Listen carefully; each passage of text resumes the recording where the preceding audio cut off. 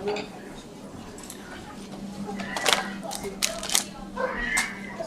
April 14th, 2022 Special Wasilla City Council meeting is called to order. The time is 6 p.m. Before we begin, council, please put away cell phones. If you have personal business to attend to during the meeting, please move for a recess. If you're participating telephonically, please mute your phone unless speaking. Also, when speaking, please state your name for those streaming the meeting.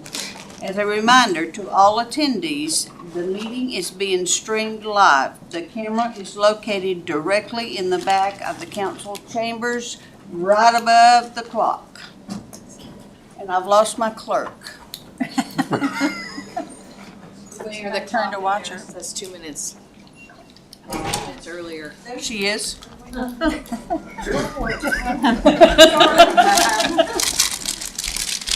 Push-ups. Yeah.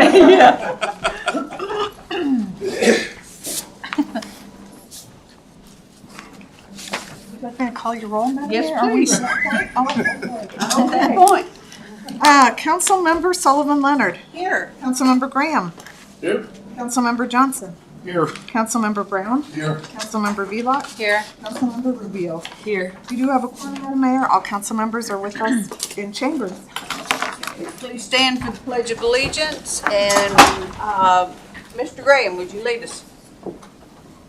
I pledge allegiance to the flag of the United States of America and to the republic for which it stands, one nation, under God, indivisible, with liberty and justice for all.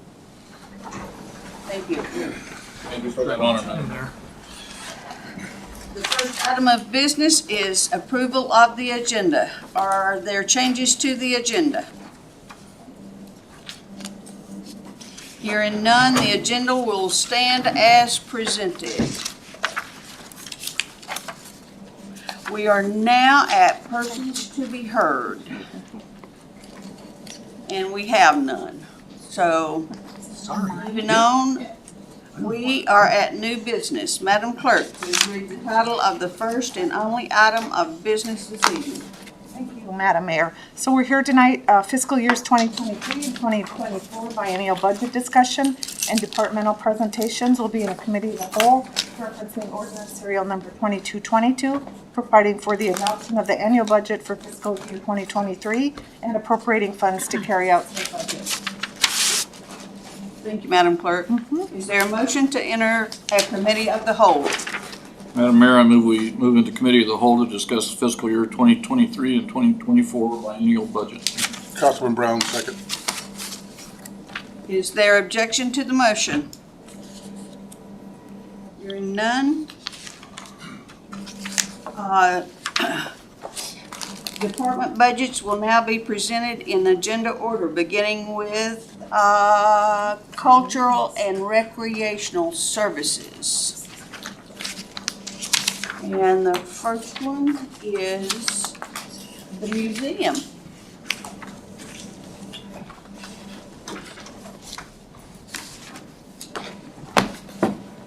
Page 202 to 206.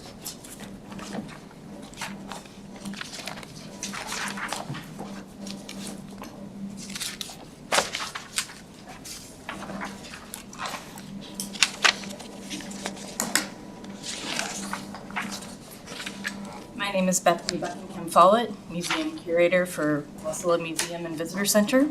Good evening, Madam Mayor, council members.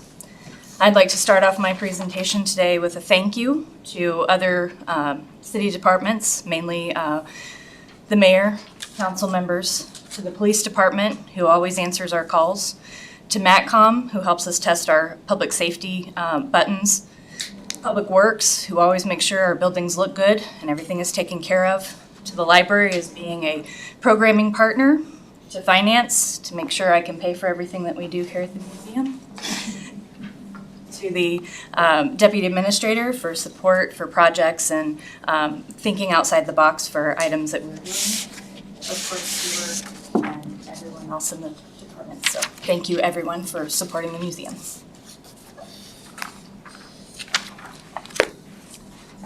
Okay, tonight we're gonna do just like we did last night. We're gonna start with account 10, personnel services. Are there any questions?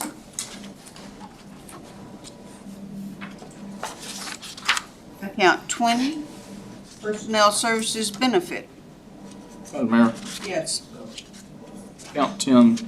So, last year we added half of an FTE to the staff.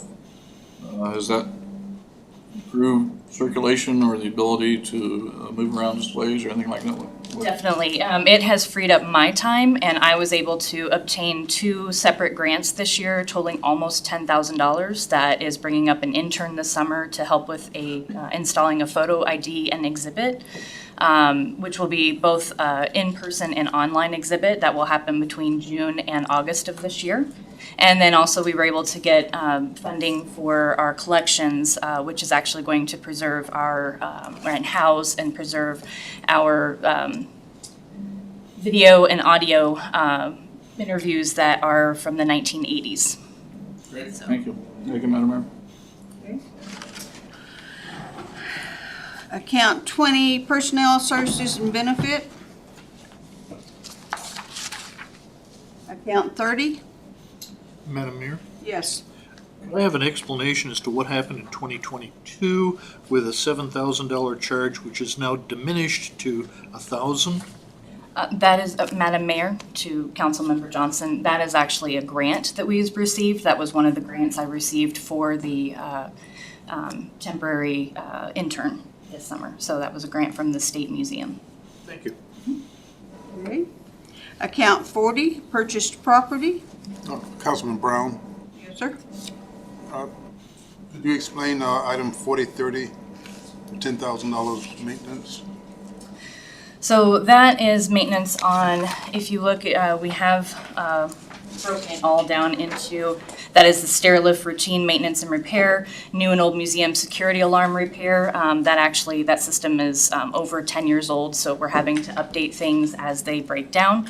The furnace and maintenance repair in all of our 11 buildings that we care for at the museum. That's not just the main museum building, but the town site building behind us and the now the Dorothy Page Center, which was the old museum.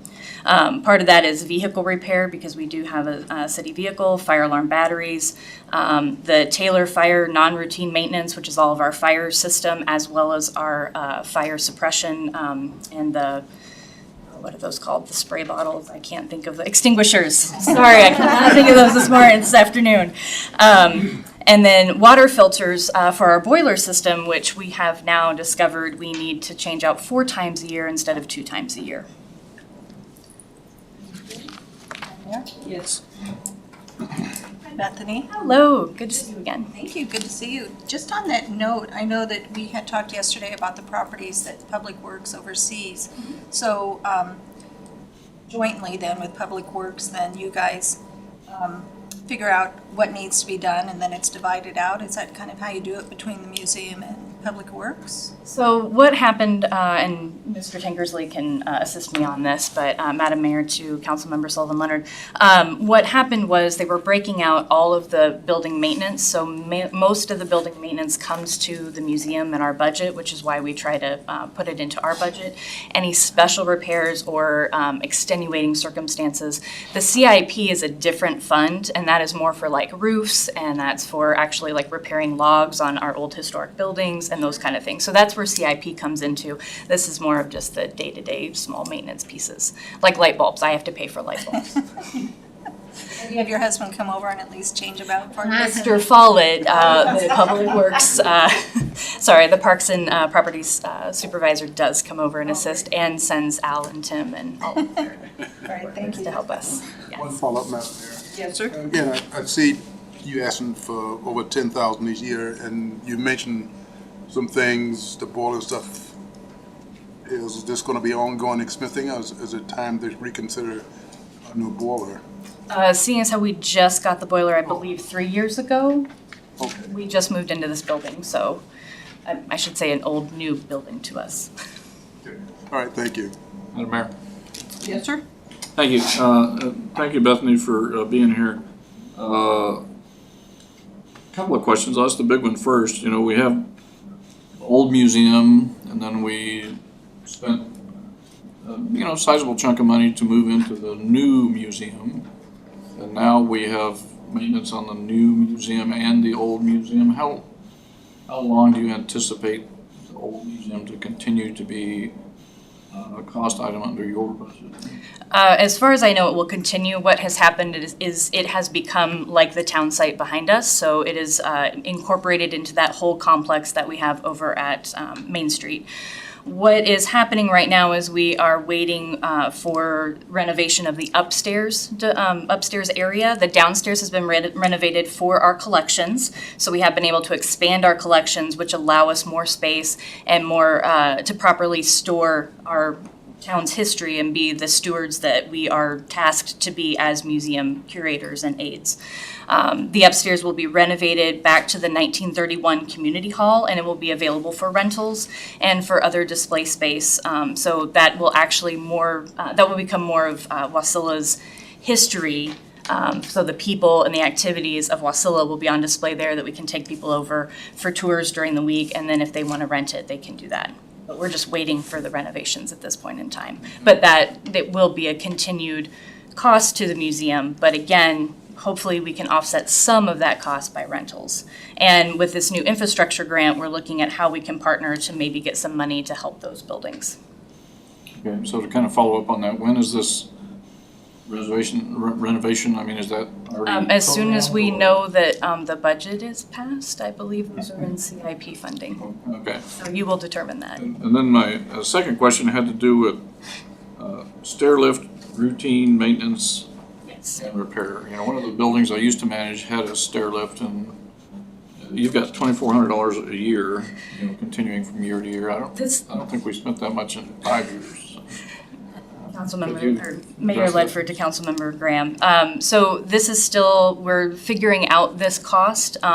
Some of that is a carryover from when Otis Elevator maintained that. We have now switched to stair lift.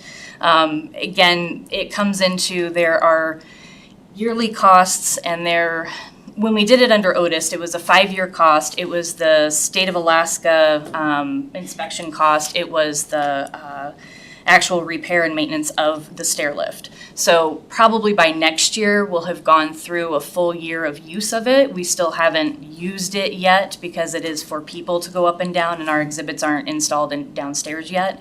So we're leaving that in there just to see how it works for this next year. We probably will change that when we come for for next year's presentation for budget. Thank you. Thank you, Madam Mayor. Are there any further questions on account 40? Madam Mayor, Yes, sir. I see a significant increase in software. I see that we've got an Adobe Creative Cloud license. I assume that's where the addition is, because it almost adds up to that. So I'm going to ask this, sort of redirect this to maybe Mr. Tinkersley. Do we have site licenses for such things as Adobe that can be used interdepartmentally with so many users assigned? Because that's what we do at Northern Air Cargo. We will have an Adobe license. We have a staff of 50 people. We'll have 10 licenses that could be used at any one time. Okay, does that make sense? Sure. It's a great software savings. Councilman Johnson, so I'm going to say 99% of our licenses are coming through and IT. And we have a couple outliers that museum through. When we talk about like Microsoft Office and things like that, that's IT. Thank you. Okay, moving on to account 50. Madam Mayor, Yes. if I could stay on account 40, looking at 4090, other property services, Taylor Fire System monitoring. Is the monitoring not something that we can do through dispatch?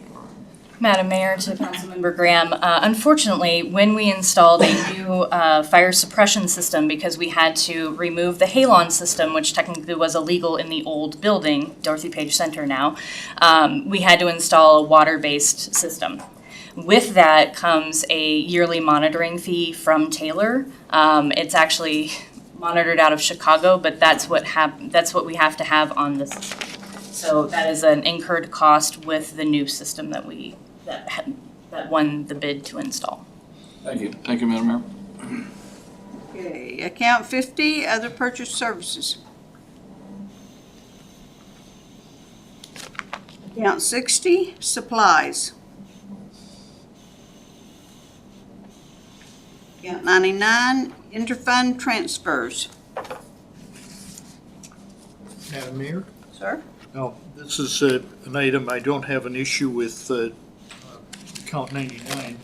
I was expecting to find an account for, you had an expanded gift shop on page 201. So how are we funding the inventory that we're carrying for the gift shop? And the follow-on question to that would be, does our sales balance our inventory costs? Madam Mayor, to Councilmember Johnson, if you look under 6012, that is our gift shop merchandise. So this is what we base. 6012? So it's in the supply, it's under the supplies, 6012. Oh, I see it. I missed it. I'm sorry. That's okay. My error. This line item includes not only the merchandise, but it also includes the display pieces. I didn't go over to the next page. That was my bad. No problem. Okay, is there, Also, staying on the 6012 here, do you have any idea how much income was brought in from sale of gift shop? Yes, we do. So depending on which year you're looking at, for fiscal year 2022, which basically I have done up to Wednesday when I did these numbers, we have currently brought in for merchandise this year $4,021.29, and we still have basically 2.5 months left of this year, fiscal year. These are coming up to our busiest season with summer coming on and tourists coming back. The prediction is that we are going to have a booming tourist season this year. So my hope is that we will get at least close to the monies that we spend out pretty much equal what we take in. The ones that don't equal out are when we have to buy glass for the display cases or when we have to buy new hangers and tags and those kind of things. So, but we do look at possibly breaking even for that account. And the merchandise that we sell, is it at competitive prices with vendors downtown? We're not really Yes. competing with them, we're kind of charging the same price they would? Correct. And what we do is when we hand it into finance, we do end up splitting out tax and splitting out the cost. So we do pay tax on our items. So we are similarly competitive with downtown. okay, is there any more questions for Bethany? Yes, please. Okay, Colleen. Thank you, Madam Mayor. Just a quick question. I know that we've got the historical site there.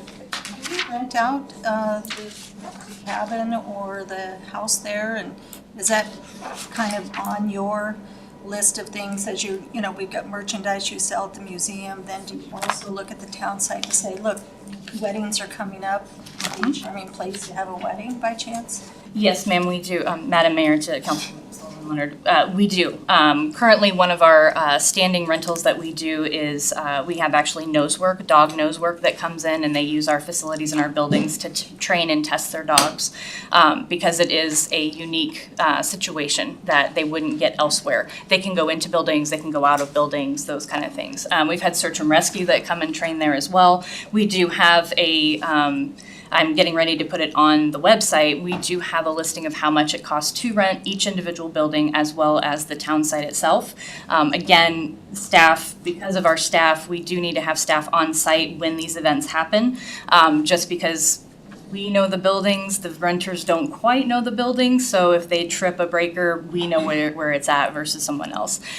So we do make sure staff is on site, which means that we do need to move staff and change their schedules to meet the rentals that we have. Because with what's been going on downtown recently, we want to make sure there are at least 2 staff members on site all times. We have had gentlemen come in and have some issues, and we've had to call the police, which I thank the police dispatch for coming very quickly for us. Okay, thank you. Any further questions? Hearing none. Thank you, Bethany. Thank you, ma'am. Thank you, council members. Have a wonderful evening. Thank you. Next is the library, page 219.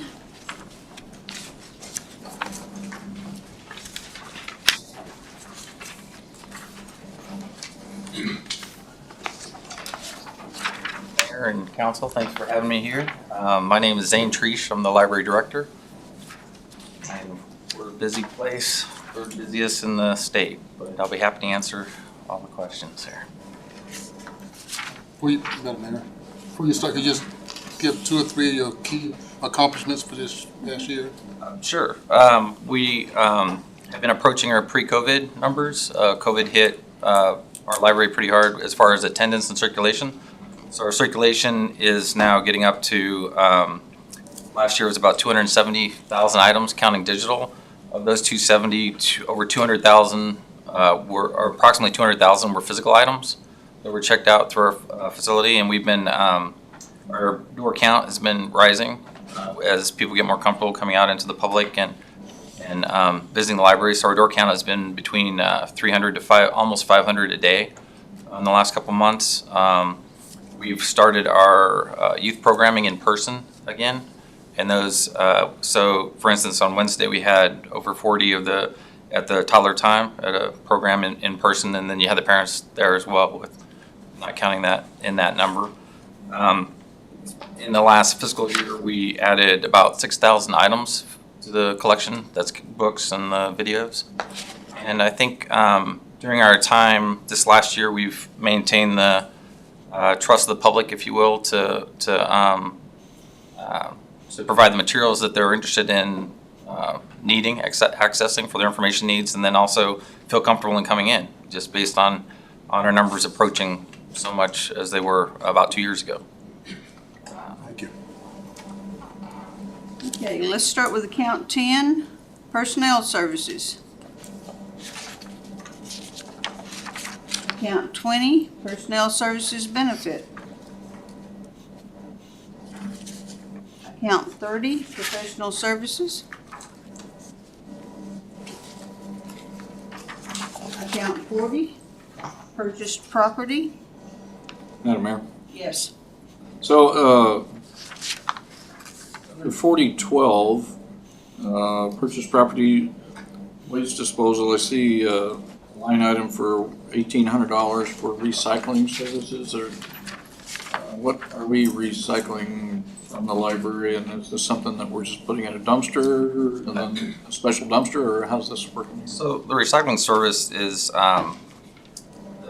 Arch Recycling comes by and picks up our cardboard and any other aluminum. In the library, we have spaces for the patrons as well as staff, I suppose, for aluminum, paper, and then in the back for staff, we have cardboard.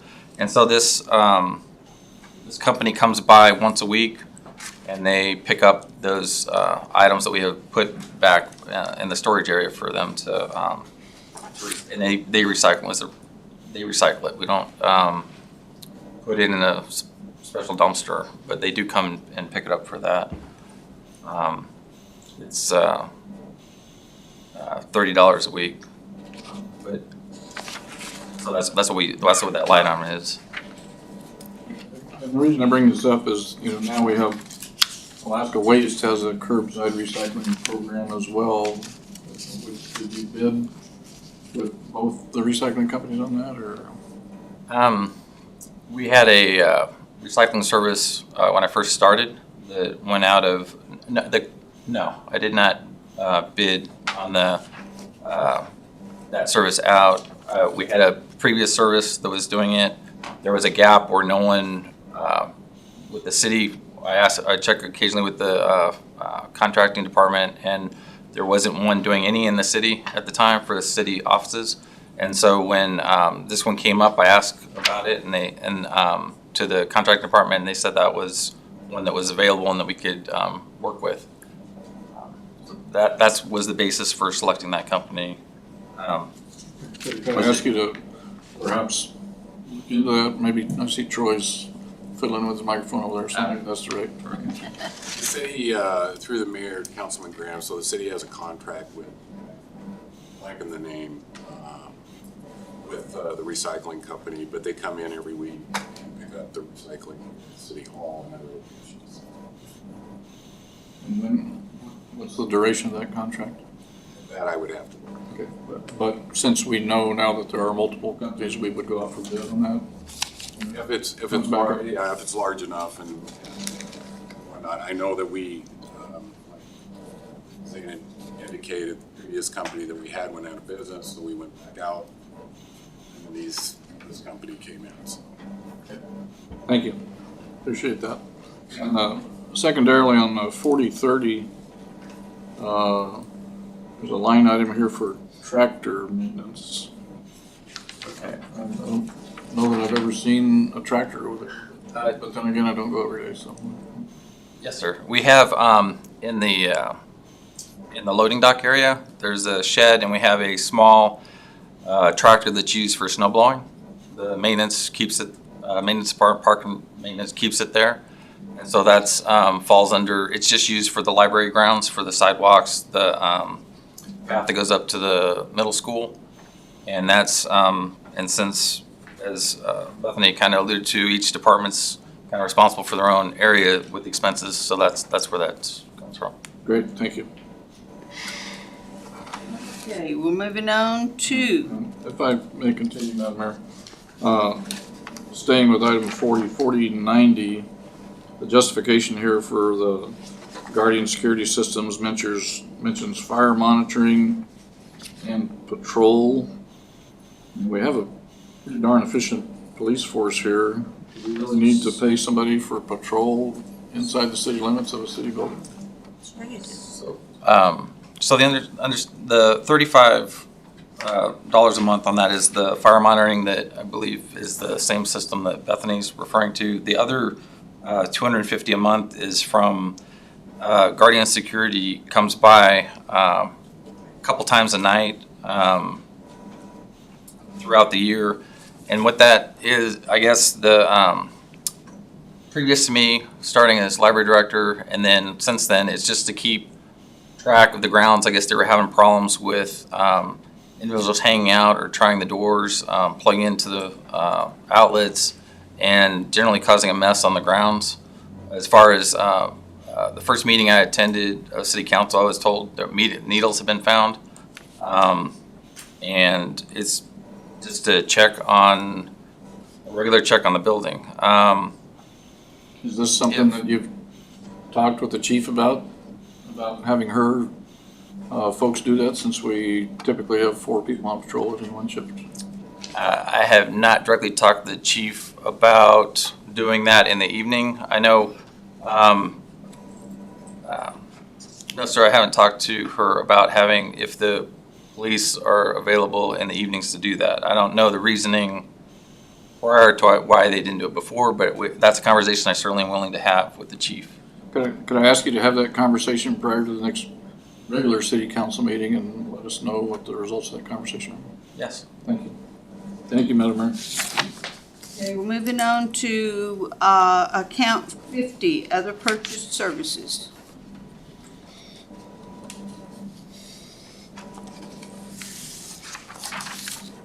Account 60, supplies.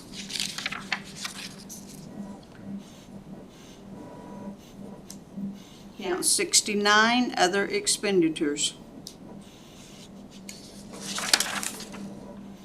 Account 99, interfund transfers.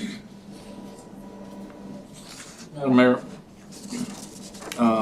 going back to item 5082, you have a tuition assistance expense each year. I'm not aware that the city has a tuition assistance program. Is that something that's unique to the library, or? No, sir. Mr. Tanksley looks like he's. Through the mayor, Councilman Graham, actually, yes, the city does have a tuition assistance program. And the trick to it, from the department's perspective, is we ask that the employee that's doing or applying for tuition assistance let the directors know so that the directors can actually get it in their budgets. If they don't have it in their budgets, it's kind of hard to tuition assistance program. So that's kind of a conditional thing. But we do have it. Okay, thank you. Thank you, Madam Mayor. Colleen? Thank you, Madam Mayor. Hi, it's nice to meet you. Thanks for being here. I just was looking at line item 60-10, and you've got supplies to process library materials. Can you give a little detail on what those supplies are, just generally? Generally, it's like dust jackets, so they come in many books, have a cover on them. Makes it look nice, but the dust jacket is something that goes on top of that allows more circulations without ripping. It makes the books last longer. They get used quite a bit, hopefully. And then we also have tags for the call numbers.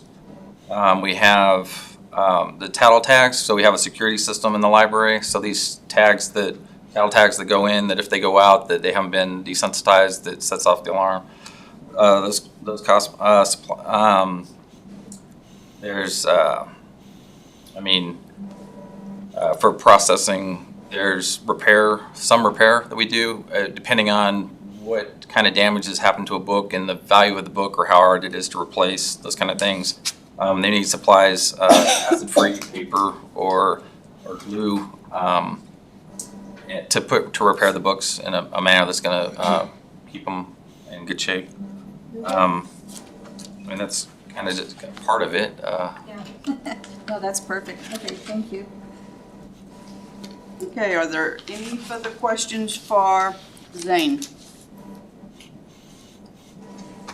Hearing none, thank you, sir. Thank you, Mayor and Council. Thank you. We are moving on to Recreation Services, 228.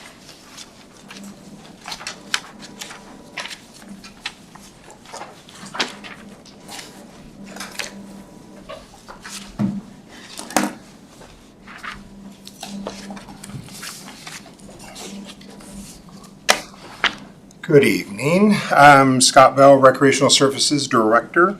Madam Mayor, council members, thank you for the opportunity to present the Park and Rec budget for fiscal year 23-24. The Recreation Services Department goal is to provide a wide range of community events, programs, and activities engaging the general population to promote healthy lifestyles, provide traditional family-friendly activities such as music in the park, 4th of July picnic, fireworks, ice skating parties, Summerfest, New Year's Eve fireworks celebrations, and much, much more. We couldn't do this without the assistance and teamwork from the Public Works amazing staff, Building and Rec Department, and I think he's still here, and Danielle, the Menard Sports Center staff, and many of the volunteers who work so hard behind the scenes. With your support, the mayor's leadership, the Park and Rec Commission's vision, we can continue to make a difference for our community. Thank you, and any questions? And Madam Mayor, Councilman Brown, could you give 2 or 3 of what you consider to be your key accomplishments?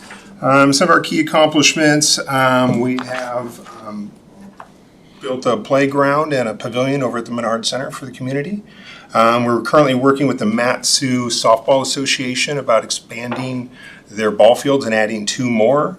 And additionally, we're working with the Alaska Bow Hunters Association regarding a static archery range. And we've had some great events like New Year's Eve fireworks show. I think there was a few people in the neighborhood and a lot of great stuff like that.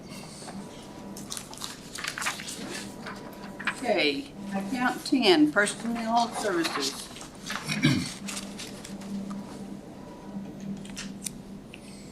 Account 20, Personnel Services Benefit.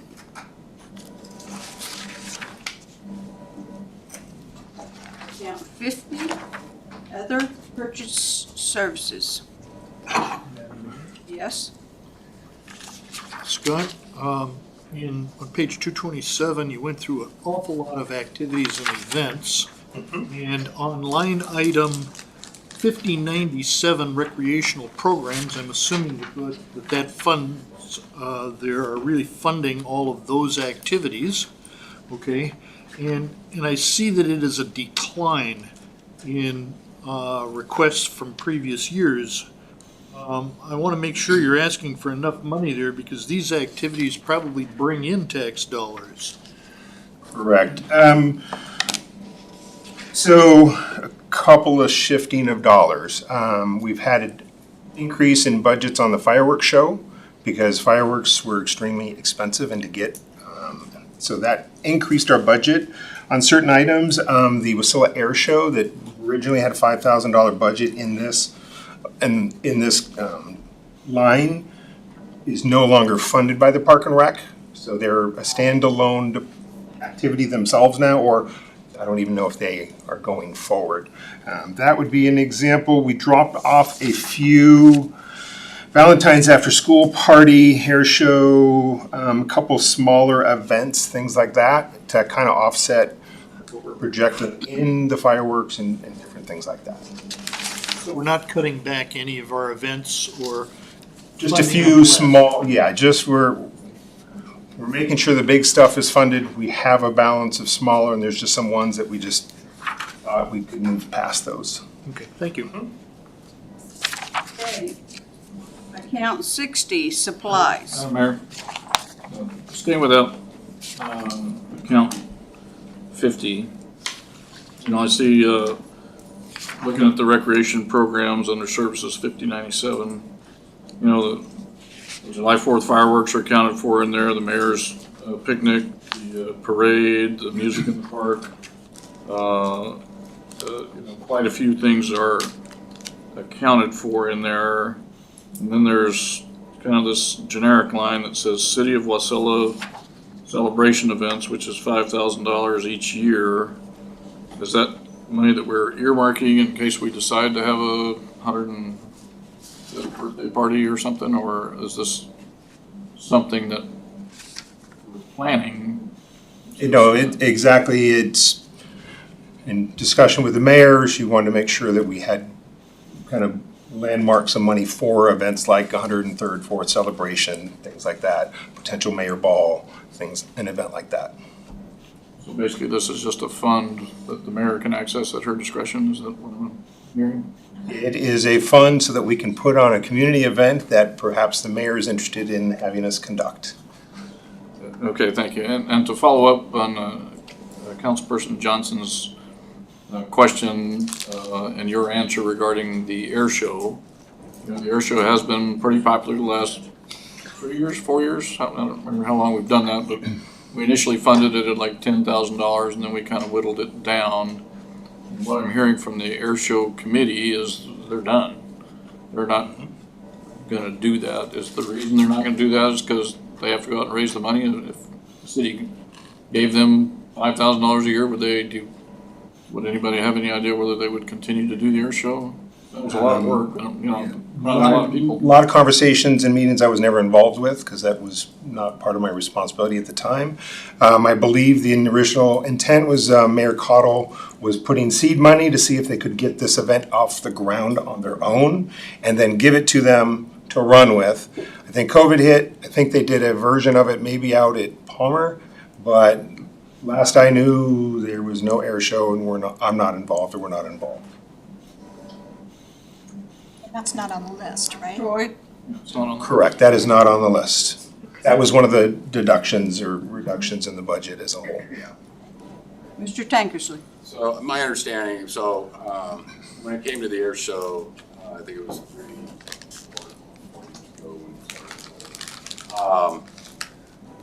The city planted $5,000 of seed money to get them going. The whole idea is that the air show committee, if you will, would organize and become their own organization, if you will, and put that event on themselves.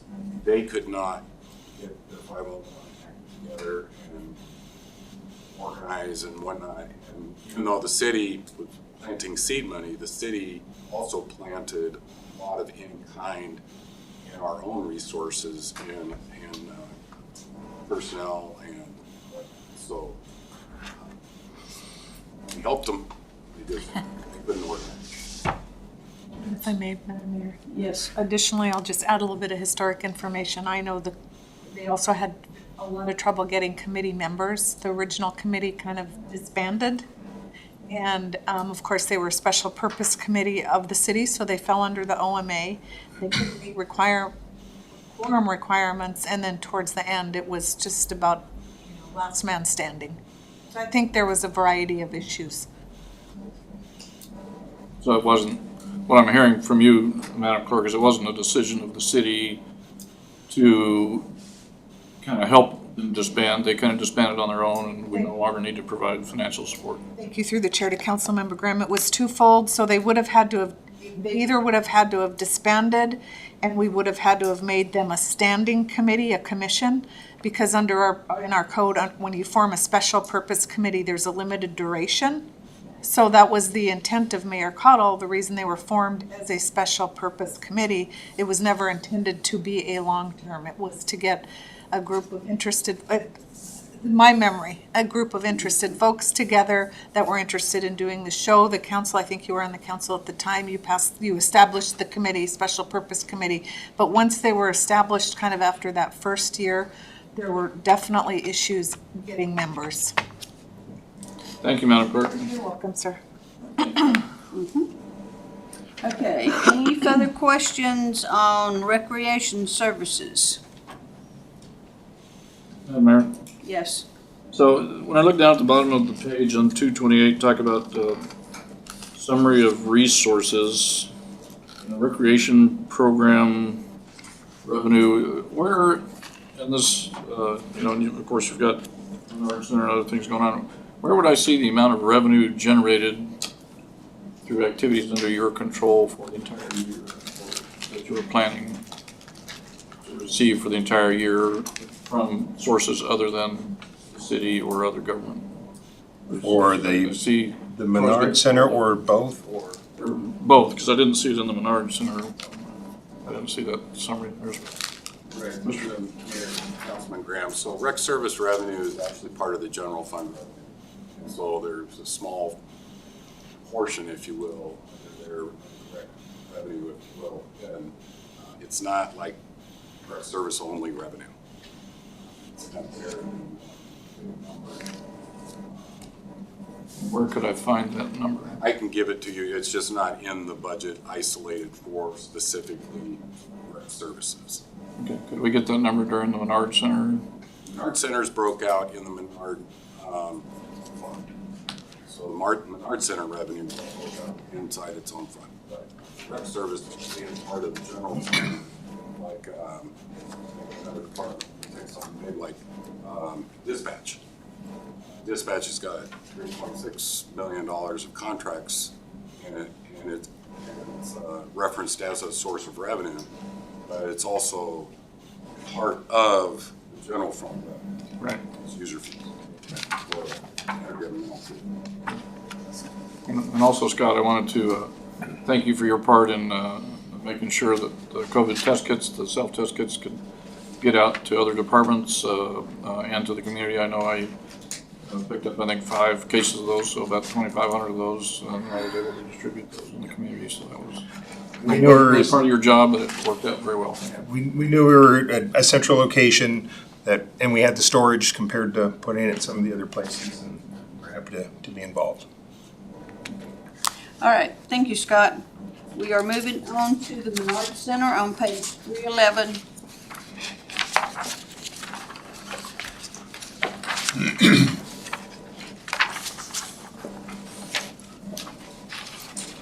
Madam Mayor and council members, thank you for the opportunity to present the Curtis D. Menard Memorial Sports Center fiscal year 2023-2024 budget. As many of you know, the original Wasilla Multi-Sports Complex opened in 2004, over 18 years ago. The Menard Sports Center is more than a large building with some ice and turf. It has become a place for the community to have shared experiences, create life memories, stay active and healthy, achieve personal goals, and so much more. The facility has seen kids start out in junior hockey, progressing to high school games here, attending prom, which they'll be doing this Saturday night, and experiencing their graduations with classmates. Our mission is to provide and maintain a first-rate facility to enhance the quality of life, provide recreational opportunities by promoting the use of your facility through various events and activities for the residents of Wasilla and the surrounding communities. It is very common to touch all corners of the state of Alaska, from the Valley, from Bethel, Juneau, Fairbanks, and many towns and villages throughout the state as we host some of the largest wrestling and hockey tournaments around. Hosting large-scale and statewide events at our facility provides an economic stimulus and a value to our local businesses. All this is accomplished through hard work, a committed staff who work until midnight on a regular basis, and the support from the whole City of Wasilla team. As we come out of the shadows of COVID-19, the Menard Sports Center has never been more important to our community. With your support of this budget, we look to be mindful and respectful of taxpayers' money, look forward to how we can meet the needs of our growing community and continue the legacy set out some 18 years ago. Respectfully, thank you for your time and any questions. Madam Mayor. Yes. So coming back to what the finance director and I were just chatting about, income and outgo on the Menard Center here. So when I'm looking at page 310 and 311, I see a couple of numbers that are just not matching up properly for some reason. I am showing that there's going to be a proposed transfer in of $1 million. And then up at the top, operating revenue of $837,000, so that's 1.837 million. And when I look at the bottom of page 311 on FY23 proposed budget, I see 1.766 million. Can perhaps Troy can tell me how those numbers jive? Absolutely. So, through the mayor to Councilman Graham. So when we look at the 23 budget, we have operating expenses a little over 1.5 million out of the 1.7. In the 1.7 encompasses capital projects to the tune of, with my eyes on it here, to the tune of 250,000. 200,000 of that is the Zamboni. That Zamboni is a fixed asset, so it's going to add to the equipment that is on depreciable asset on page 310. If you look down into 23, about midway down, right under ending net position, you'll see the number of depreciable assets increase. So that there's 200,000 inside of there that's not part of your operations. And the Menard Center has its own capital budget, is that what you're telling me? That is correct. Thank you, sir. Okay, moving on to account 10, personnel services. Account 20, personnel services benefit. Account 30. Madam Mayor, Yes. if you could go back to personnel. We were told that you're going to be looking to add, looks like one FTE, go to 7.7 FTEs, and then that 7.3 FTE is your rec services part of it, I believe. But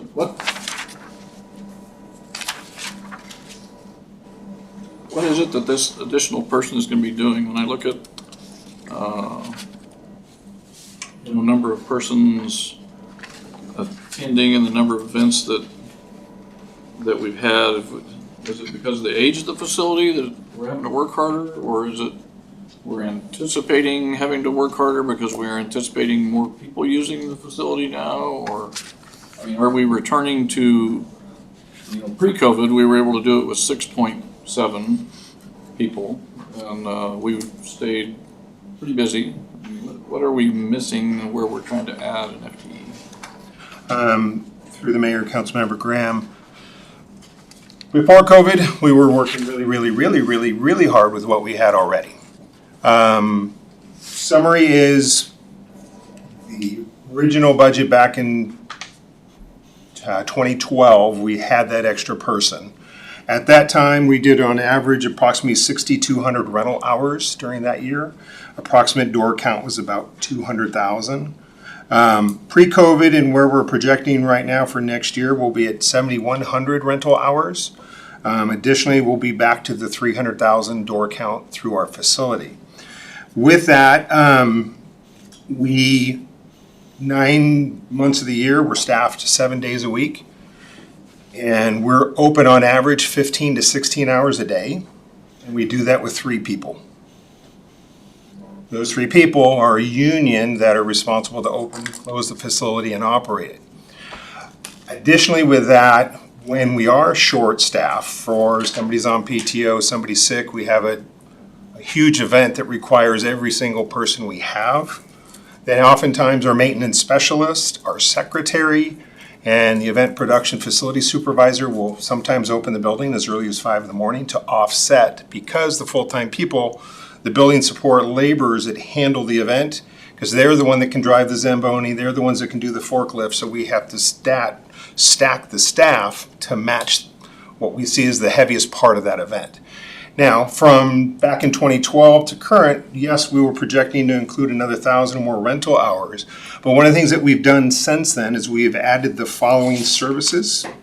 We have a kitchen, and now we have to clean it. We have an RV dump station that we meet customer needs that want to use that. We have skate sharpening services. Now we've also added in our equipment setup for any of these basic events: stage, pipe and drape, dance floor, sound systems, RV power, parking, bounce houses, power boxes, internet setup, things like that. And we've added amenities such as the outdoor arena concerts and events that get held there, the pavilion, walking trail, batting cage, and pitching machine. So back then, we were doing 6,200 to 6,000 rental hours, but that was, let's say one event was a 4-hour event. Back then, it might have taken 6 hours to do the event. Now we may have 4 to 6 hours of pre-setup. And then because of the size of a lot of the events, we now have post-cleanup. So one event, okay, back in 2012 might have been an 8-hour thing.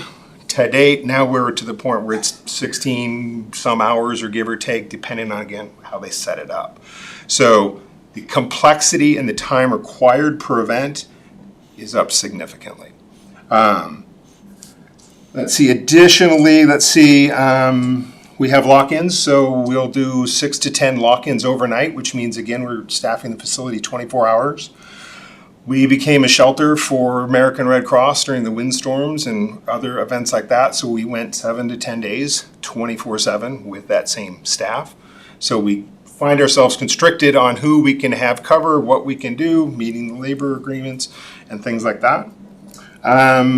And we've increased our property responsibilities, including grounds maintenance, which we handle all of it on the whole property. There.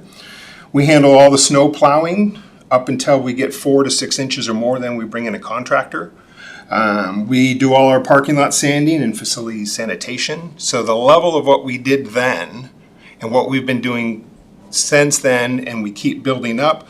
And right now if anybody attended the Outdoorsman show, 10,000 people, 3 days, 2.5 days. So with an event like that, I might have 2 people on in the morning, and I'll have 3 people on in the evening to handle that event. So we just don't have that extra staff person. If I have somebody that goes out sick, boom, I've got overtime, or I've got myself covering basics, whatever it may be. So we just find ourselves truly understaffed previously to COVID. Going forward, we anticipate that we will be significantly overstaffed to manage the facility that we have to date. Thank you. And a follow-up to that is when you look at overtime, which really isn't a huge expense there, but I do see that your overtime expenditures, even with the new FTE position there, are going up, 13-14% from 22 to 23. So you don't see the addition of this new FTE, which certainly sounds justified, but you don't see that as being able to cut down on overtime? Again, I don't know if it will or will not be approved, so part of that is a factor, but But the We are- budget reflects correct. that new A big FTE. part of our overtime comes from staffing holidays, because we have 11 paid holidays. So we are open, I think, for all but 2 or 3 of those. So if somebody works a regular work week, I need staff to work 8, 10, or a full 16-hour day. That's where a lot of that overtime comes. If I'm short-staffed, even if I have an additional full-time, for example, we just did schedules for the Alaska State Wrestling State Championship that's coming up. So we literally have the first 3-4 days of the week not really staffed other than our maintenance specialist because we have so many people there. Overtime as a whole is usually a reflection of some unusual event or activity that is not predictable. And with what we do, it can add up pretty quick. So when I look at, pre-COVID, and then I look at during COVID, so we went from pre-COVID at $1,200 a year in overtime to during COVID of $7,200 a year, so $6,000 or 500% increase. Well, I believe those are the actuals, yes, and I know the budget has been above that. Well, but FY21 is an actual number. Yeah. And again, that was, those 2 years were COVID. Well, that shows 20 and 21. FY20 and 21. Yeah, we were, 22, of course, was highly affected. 21 was highly affected, but we're still going up, at least 300% over pre-COVID levels. It'd be interesting to watch that, but thank you, sir. Yeah. Thank you, Madam. Okay, any questions on account 20, personnel services benefit? Account 30, professional services. 20, Madam Mayor? Sir? Scott, in 2023, we're putting in 7,500 for legal fees. Do we expect something legal? yes, sir. Every 3 years, Labor's Union 341, we go into renegotiation, and that reflects for that budget. And that's, we've slated $5,000 for that. Okay. If I could ask Mr. Tankersley, how is that cost shared between folks that have personnel in the laborers union? I mean, is it, Scott has 5 people, so he pays a certain percent? Through the mayor, Councilman Graham, so when we're talking about Scott's area, his is strictly local 341, and it's not shared anywhere. So when we negotiate 341 contract, It all goes to him. yeah, it's gonna all go there. WPDA, likewise, it's WPD. It's either MATCOM or Patrol. And if you remember, we did an appropriation and 25,000 on each side to negotiate that one. 302s, there's a $5,000 increase. Public Works Admin, see a $5,000 increase under their legal one, so 302. So. Thank you, Mr. Tankersley. Thank you, Scott. Okay, moving on to account 40, purchased property. Account 45, construction services. Account 50, other purchased services. Account 60, supplies. Madam Mayor? Yes, sir. I'm sorry. Ma'am? Ma'am? Got a one-track mind. Hi, Scott. I'm just looking over the differences between FY23 and 24, and I see that you have in 6015 with regard to request for table and chairs, et cetera, for 5,000, and then in 2024 you're asking for the same Are you anticipating kind of rotating tables, chairs, or is that just kind of a placeholder for what you think you would need? Through the mayor, Councilmember Sullivan Leonard, we recently had an event where we didn't have enough tables. Job Expo, for example. So we know there are certain events that everything seems to be growing, so we are short tables there. Then we like to make sure that we can replace tables that go out. Additionally, our meeting room tables, which are a different size and quality, are showing significant wear, and the intent is to make sure that we have good tables. It's not just, okay, hopefully we'll need some tables. We have a table shortage as it exists currently, and we're looking to replace meeting room tables in the future. Okay, and then 2024, I mean, are you splitting up the cost between 23 and 24? Yeah, the idea is 2024 would be the meeting room, because we're gonna look at our shortage now on tables, and then those additional tables would be in the next budget. Okay, and it's about 5,000 then for 23 and 5,000 for the next? Yeah, and part of that, for example, we're hauling stuff from every corner of the building, from under the bleachers out to the turf to the meeting room and things like that. And right now, we only have one traditional table cart. So part of that is to get a table cart. Our pipe and drape, we don't have a cart for that. So we have all the weights, the bases and things like that. So we're just trying to do it right, do it safely, and protect the assets. Sure, and then do you auction off then the tables and chairs?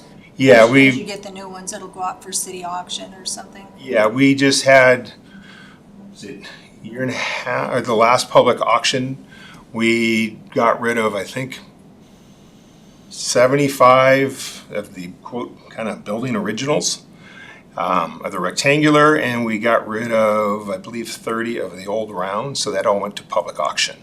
Of which, my understanding, Troy could probably clarify, none of that money, quote, really comes back to us, but it's the recycling of our assets, and yes, we do that. We anticipate another public auction, I believe, this summer at some point too. Yeah, I appreciate hearing that. I know recently, the Anchorage School District apparently had taken all of their old tables and chairs to the dump.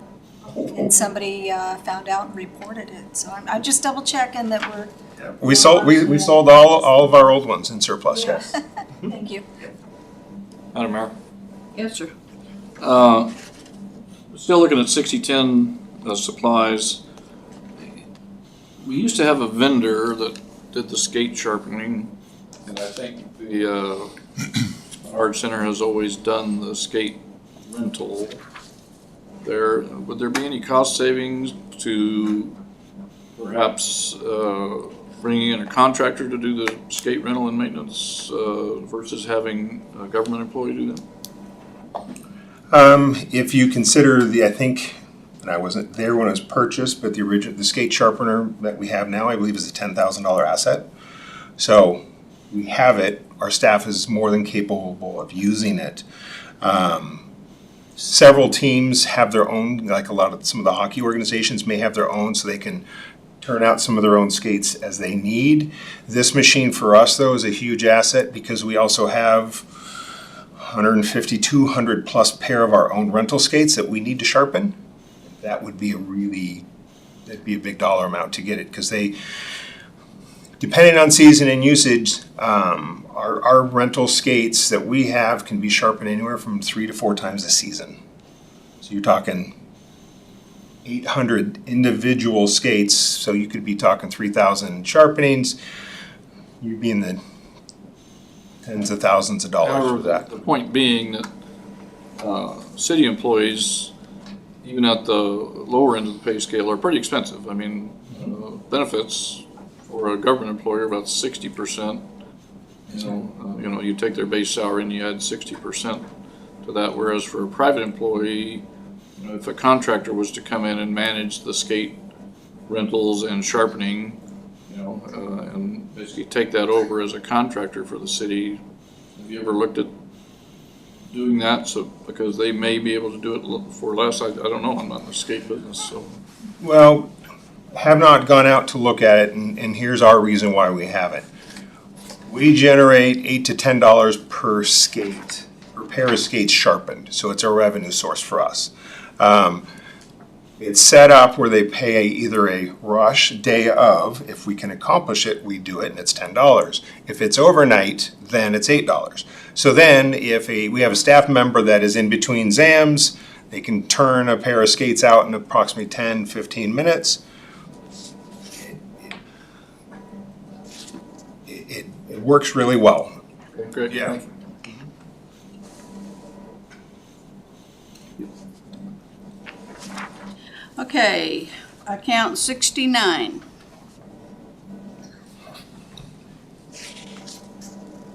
Account 70, capital purchases.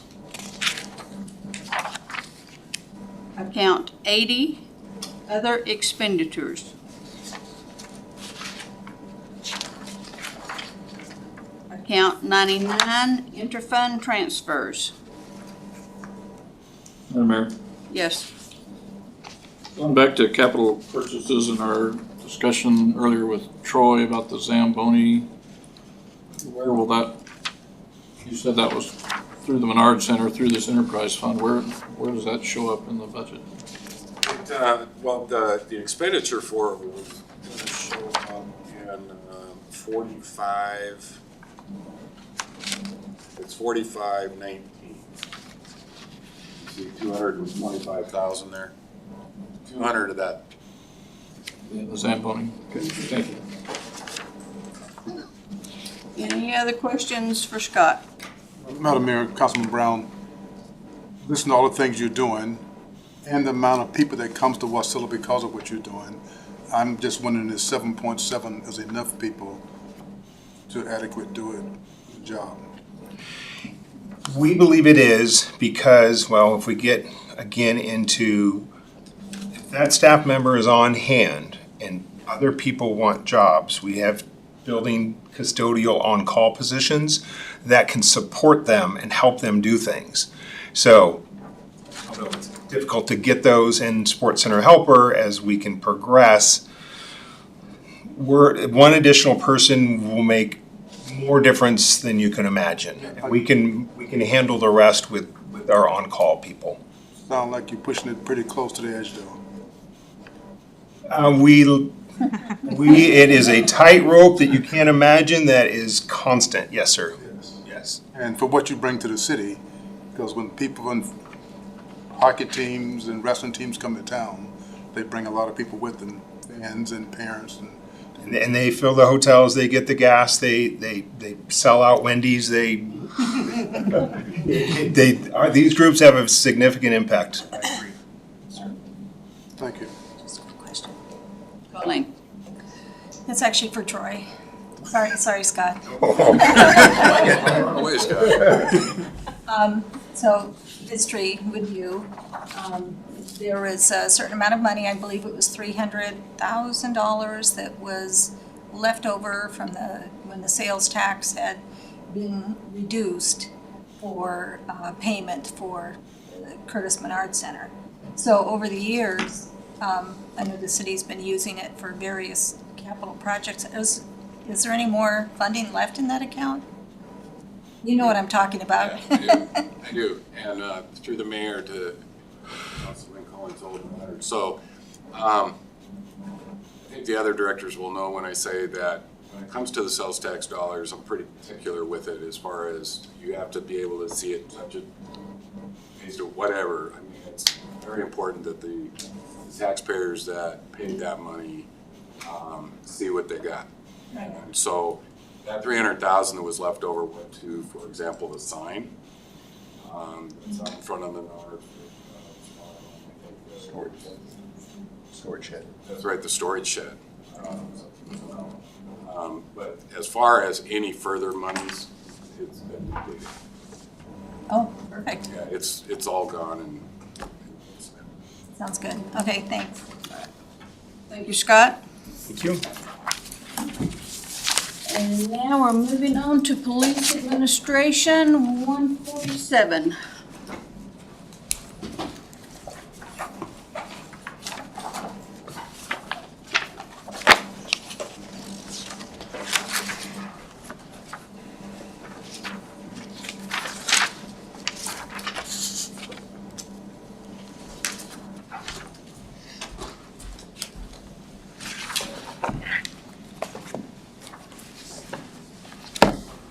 Thank you, Madam Mayor and Council. My name is Angela Long. I'm the Interim Chief of Police for the Wasilla Police Department.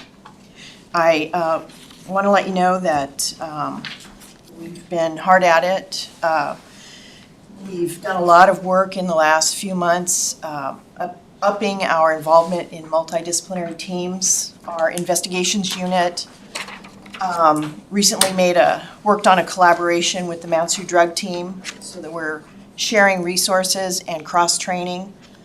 They are depleted with manpower. They're operating with just 3 troopers assigned to that unit for the entire Matsu Valley.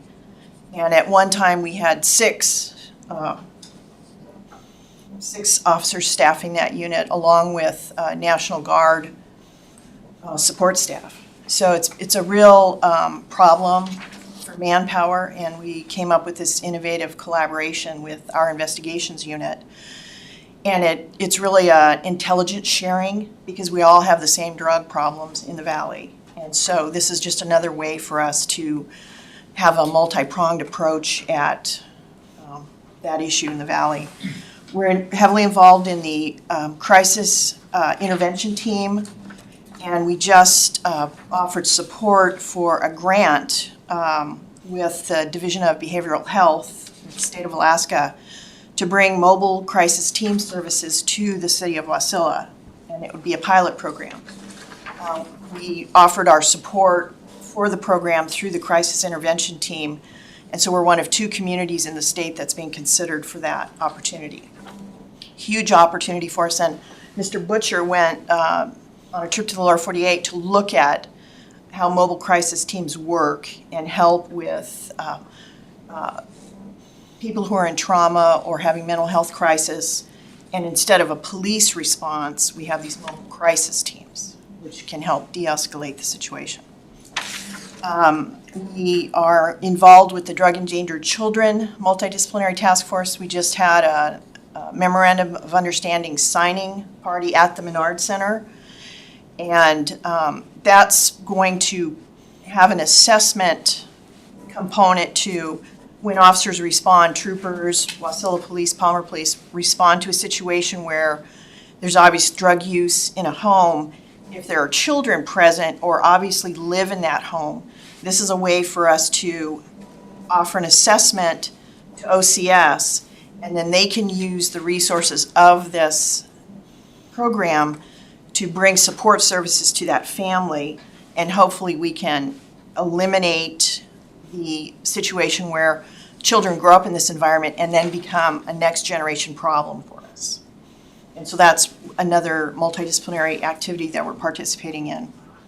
We've done a lot of in-service training over the last year. We've really upped our instructor certification because we're starting to do our own recertifications and trainings in-house.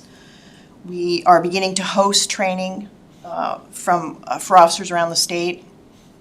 We've got a couple of trainings scheduled up in the next couple of months. We've streamlined our program for discovery and delivery of charging documents to the district attorney's office. Ordinarily, we would have to drive over to Palmer and deliver those by hand. Well, part of the flooding of the courthouse and the windstorm damage gave us an opportunity to try something new, or at least the state was willing to try something new. So we're actually hosting the electronic transfer of that data to the district attorney's office, and it's really cut down on labor. We don't have these emails going back and forth between my administrative staff and the district attorney's administrative staff saying, well, I asked for this discovery and I haven't gotten it yet, or, well, I sent it to you 3 emails ago and look in your email on this date. Now we have an electronic folder. They can go in as needed. Once they mark it complete, then we take everything down and it goes away. And it really helped us a lot. Our records management system, we had initial issues with upgrades and changes. We've done a lot of review of the processes that we used, so we understand what the issues were.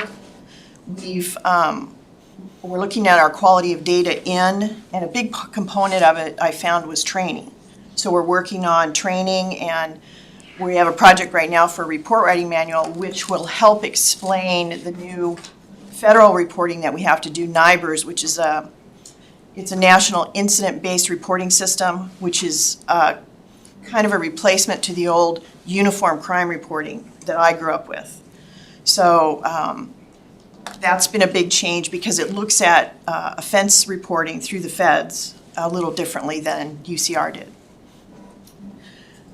We've resurrected a lot of our grants. We, in fact, were just awarded a grant yesterday, which you'll be seeing in future council meetings for the accepting and appropriating for overtime for the police officers to work at the drug unit. And it's a short 24-week grant, but it'll give them an opportunity to bid for overtime and spend some time working with the drug team, learning not only how drug enforcement works and honing skills like surveillance and high-level investigations and evidence gathering for drug enforcement. So it's an opportunity to be able to have a little professional development, cross-training, and then also sharing assets so that we can collaborate on drug enforcement in the Valley. We also just started the application process for reimbursement for body armor purchases. We had to do an order for 11 body armors this year. And so that's $1,100 a pop. That's a pretty significant hit. This program will actually reimburse us up to 50%. So we're applying for that. And then we were just recently contacted by Alaska Highway Safety. When I was with the city before, we were one of the first agencies to have a law enforcement liaison, which worked. It was a grant program through Highway Safety. And that officer would collaborate with other departments, and we would do saturated enforcement. So, for example, Wasilla, Palmer, and the troopers would have a weekend of designated activity. You know, maybe it was drug-impaired driving, so that was their focus. So one night, they would go to Palmer and saturate their enforcement efforts there. Then the next night, they would come to Wasilla and saturate their enforcement efforts there. And then the troopers would have a particular area that they wanted to work. And so what it did is it brought the three agencies together, and the assets were paid for by Highway Safety overtime.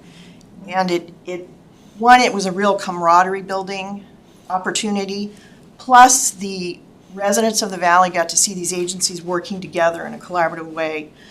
And it was a really successful program. We had Operation Glow, which was the Halloween glow sticks that we gave out to the kids for Halloween night. We did some work with DOT on other events that were related to traffic enforcement. Really successful. So anyway, they've reached out to us because they want to resurrect it. And we had a really good reputation with them with that. So that's something we're looking ahead at as well. Mayor, Yes, sir. your numbers, Chief, compared to national numbers per capita, do you know where you stand? No, I wouldn't be able to answer that right now, but that's something that I could bring to the next council meeting. Okay. Let's go to account 10, personnel services. Which page are we on? 145, I believe, or 146. So, I have 147. Okay. dealing with Public Safety Administration, is that correct? Yeah.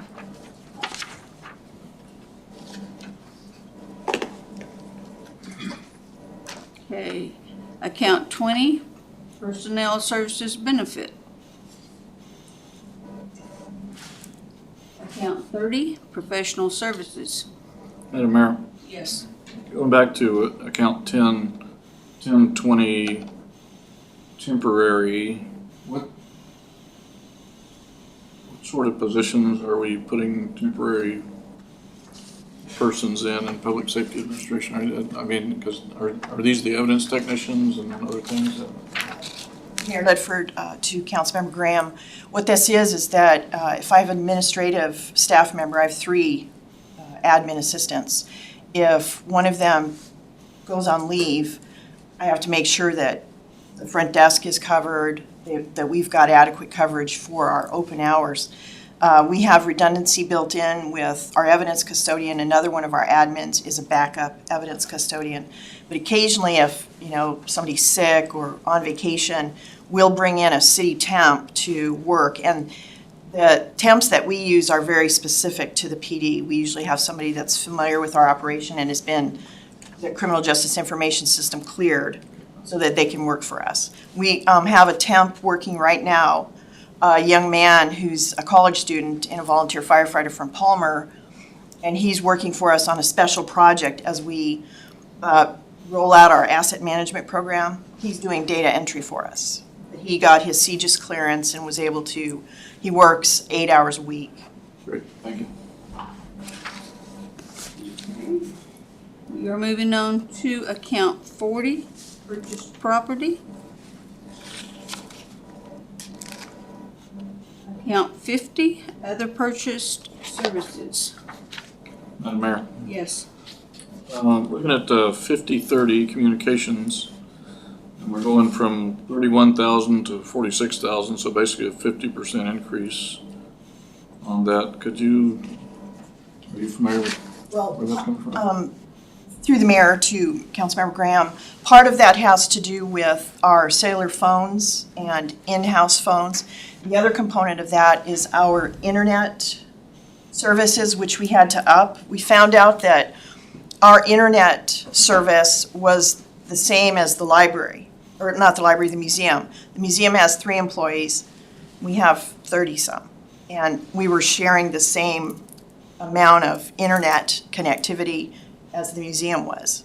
And it just wasn't enough for us. So working with IT, we were able to address that problem, and that's why we upped it. Okay, thank you. And then on 5081 travel, it was kind of tripled there. I understand that you're an interim chief. Was some of this just to get you back up to speed, but I see it's also, kind of carrying forward into the next Well, year. again, Mayor, through the mayor to Councilmember Graham, this has a lot to do with professional development for the admin staff, and then it also covers travel for the chief. I've not been in a position to do any traveling because all I do is work there. But my admin staff, I'm really concentrating on professional development for them. In fact, one of my admin staff is going to a grant writing training because she's been assigned grant management for us in the department, which is one of the reasons that we're starting to get these grants. I've been tutoring her because I am familiar with grant writing, but I need to build that up within the department. And so that's what we're doing. And the evidence custodian needs a certain amount of recertification. And then our front desk is also handles our public information and social media contacts. And we've gotten some really great acknowledgement at her efforts. And so we have some advanced training for her coming up as well. Thank you. Madam Mayor?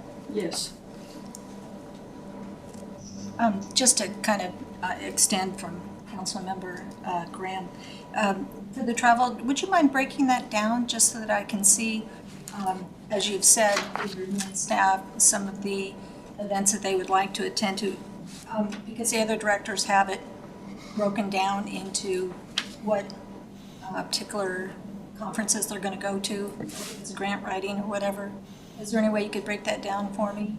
Excuse me, for council. Mayor to Councilmember Sullivan Leonard. One of the reasons that I did not break it down is because I'm the interim chief, and I didn't want to box in the incoming chief by narrowing it down. I wanted to give that person the opportunity to look for professional development that would benefit the admin staff and of course the chief herself. Okay. Okay, moving on to account 60, supplies. Account 99, interfund transfers.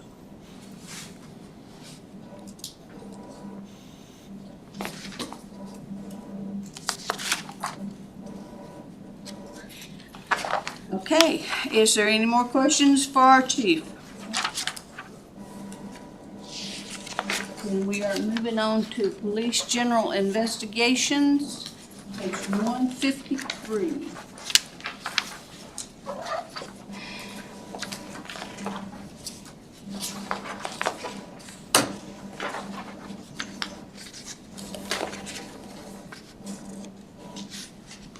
Okay. Account 10, personnel services.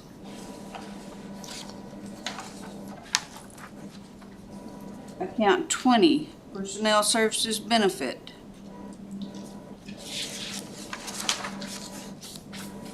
Account 30, professional services. Account 40, purchased property. Madam Mayor. Yes. Thank you, Chief. So item 4030, repair and maintenance for 3 vehicles has gone from 3,300 to 8,000. Is this because there are additional vehicles have been added, or the vehicles are becoming more aged and require more maintenance? What's the story behind that 100% increase? Mayor, to Councilman Graham, the vehicles were never really adequately funded because there's 3 vehicles assigned to investigations, and 2 of the vehicles are older. And because we're bringing a mechanic on, we're still trying to figure out exactly what maintenance is going to cost us for the vehicles.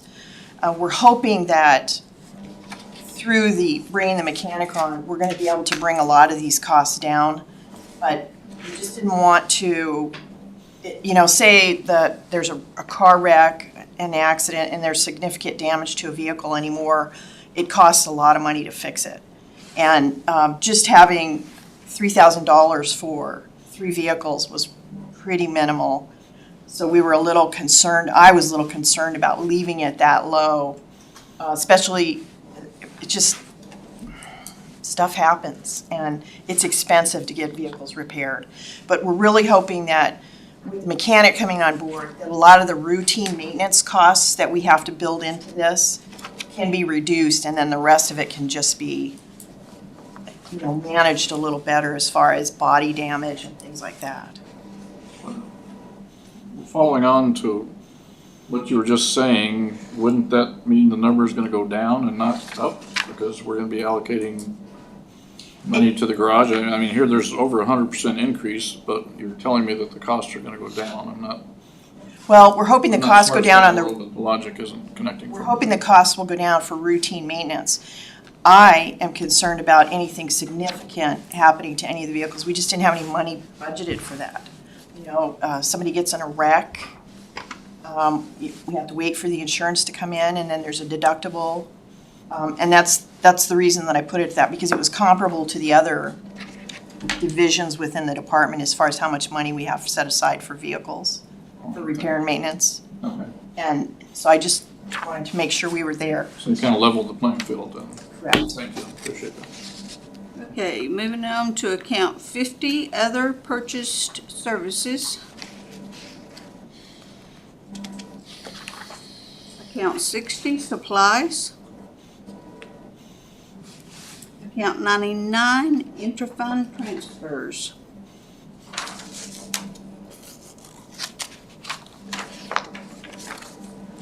Madam Mayor, Yes.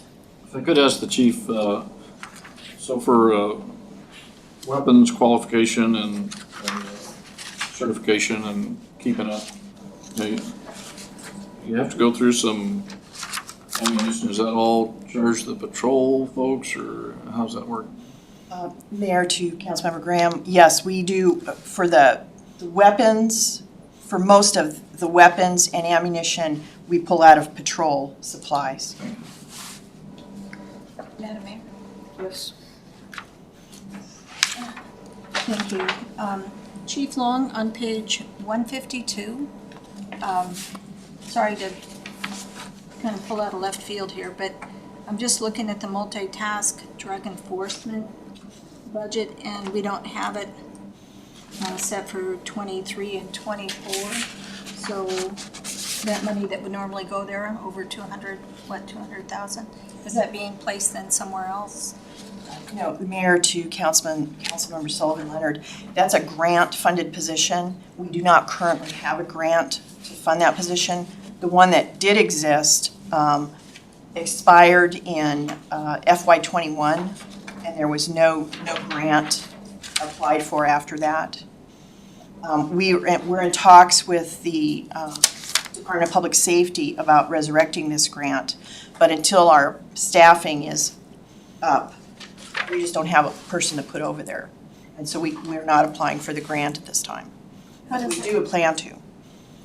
Just to follow up, how does that affect then for you and for WPD then with regard to information or the inclusion for the multi-task drug force? And actually, that's one of the reasons I came up with these other innovative ideas to use the collaboration between our investigations unit, which would actually supervise a position like this to the drug team. And then the grant that we just got for overtime at the drug unit. So we're trying to do what we can with the manpower we have until we're able to fund and man a position like this. Okay, and does the state then believe that they'll be able to provide a grant to the city? Yes, they want us very, very much. Oh, good. Okay, very good, thanks. Okay, any other questions? Hearing none, we're moving on to police patrol on page 155.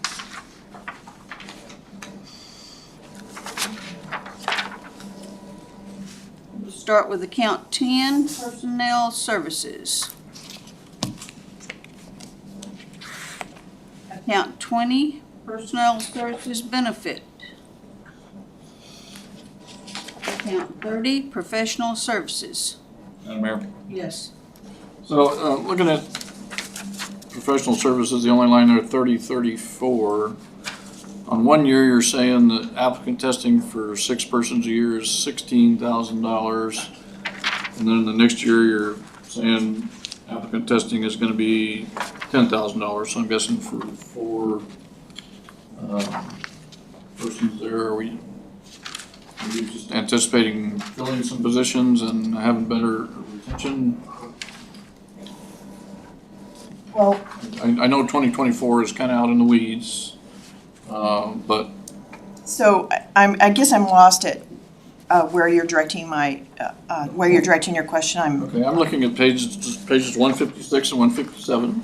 Okay, I'm sorry, got it. Account number 3034, the second line where it talks about applicant testing 6 per year. Do you see that, Chief? Right. What I did is I actually went into the weeds of our past years and looked at what we were actually spending on applicant testing, and we just weren't spending that much.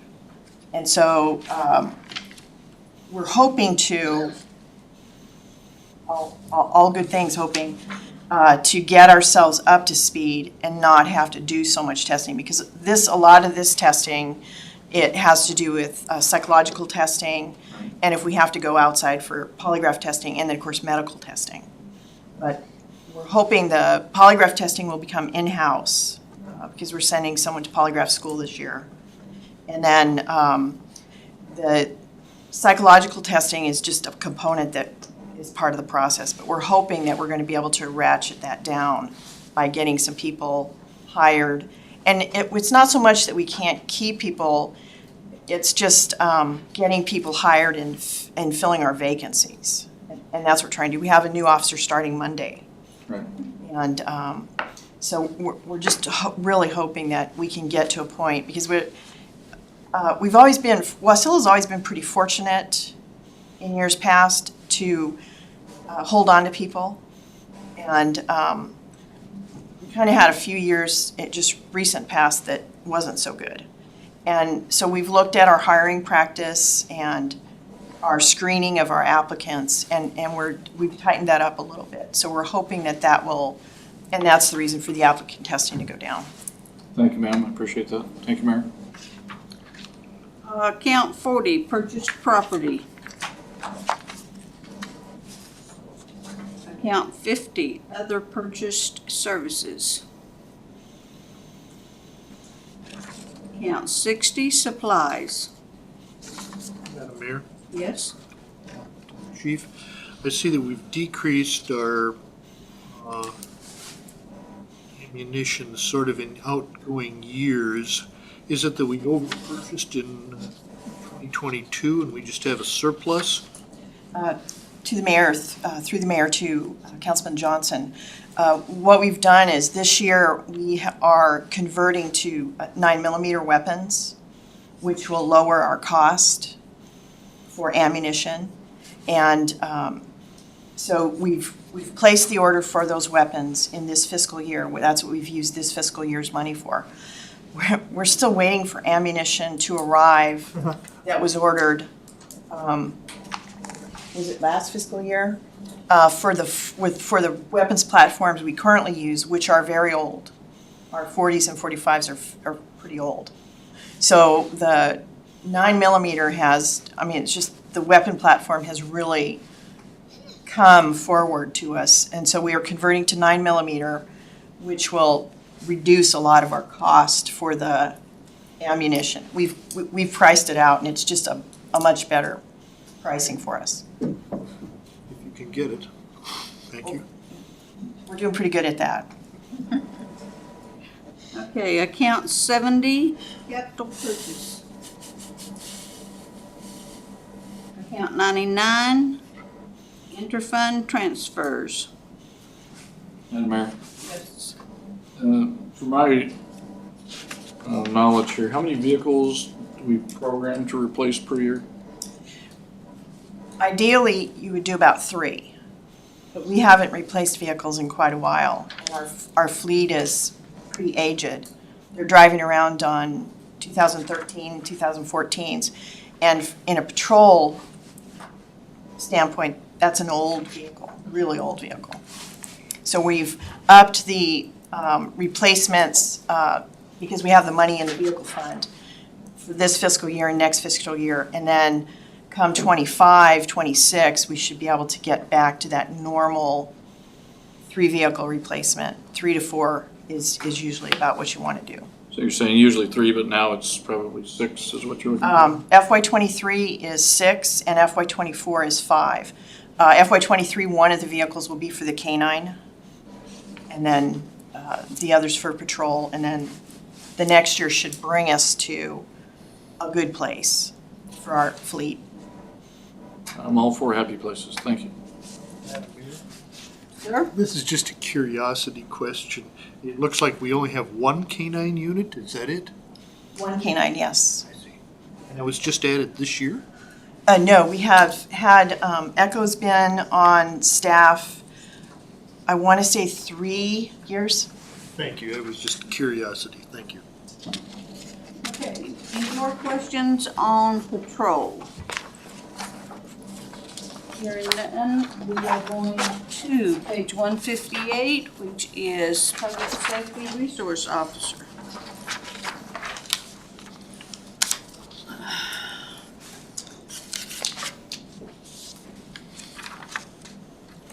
Okay, account 10, Personnel Services. Madam Mayor? Yes. I just wanted to ask really quickly, for the school resource officer, are we still sharing costs with the school district? Do they provide some revenue for the SRO? To the mayor, through the mayor to Councilmember Sullivan Leonard, sorry. 75% is paid by the school district, and we covered 25%. And that's mainly because they come back to us in the summertime, and then during the holiday breaks. So it seems to be a pretty good balance for us. And that's all included in this then? Yes, ma'am. Okay, thanks.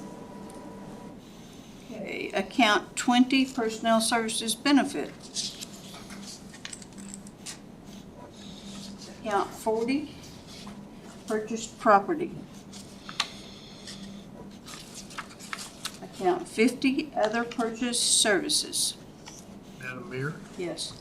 Line item 5085 on sheet 162 and 163 are listing 1,000, but you have it at 998 and 6239, or am I Is my poor eyes confusing me here? 5085 is the one that you're talking about? Yes.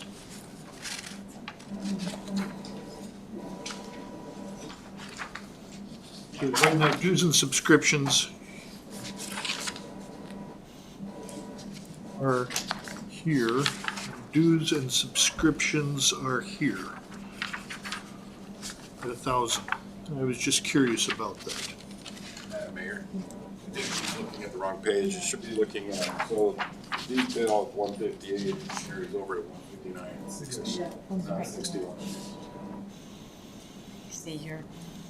Okay. Oh, okay. Got it. I'm sorry.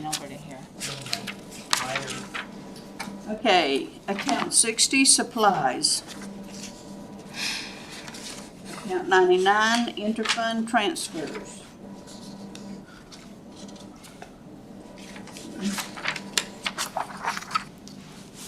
No more questions. We're going on. Madam Mayor, if I may, going back to our agreement with the school district, pays 75%, they pay 75% of salary and benefits, or 75% of total cost, or how does that work? It's typically 75% of the program. So I give them the entire budget of the SRO, excluding obviously the transfers. And then they pay 75% of actual, so they're not cheap. Yes. Okay, yeah, 'cause just doing some math, it looks like school district is paying a little less than 72%. I think it's such a great program, I don't mind the 3%, but I just was trying to figure out in my mind how that split was working. If I may, Mayor, to Councilman Graham, the school district also provides quite a few things at the schools for our officers. So it's kind of an in-kind support as well. They each have offices. They recently, they purchased gun lockers for their offices. And, radios and additional phones. So the school district does support quite a bit with in-kind. Great, thank you. And there's 3, is that correct? Yes, ma'am. Okay, we are moving on to page 161, the police garage. That's where I am.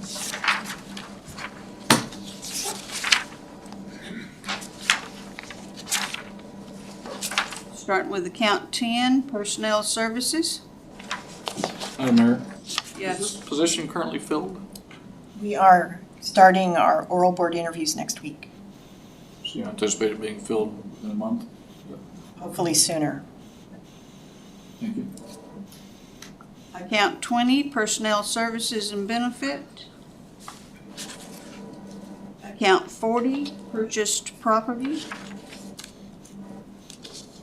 Account 50, other purchased services. Madam Mayor, Yes. now I'm going to ask my question. Now I'm on the right page. Line item 5085 on this one has an item of 5989, 6239, whereas on page 162, that account has a $1,000 charge. Is that an error? Yes, I think what happened is the software did not, it got moved up. Do you remember that, Troy? What happened is we've purchased asset management software to manage the fleet, and I'd had it in one line item for this fiscal year, and Mr. Tankersley and I discussed it, and we decided that it should probably be moved up into computer software maintenance, and that's where it should have been. And I think on the individual line item explanations, it is in fact moved up into that Okay, computer software. And so it that's- actually is 1,000 and it appears elsewhere then, is that correct? Yes, the 161 is the incorrect entry. Yep. So then on 4031, the correct number would be 4989 and Yes. 5239? Yes, what shows on your 162 and 163. Yes. Thank you. Okay, account 60, supplies.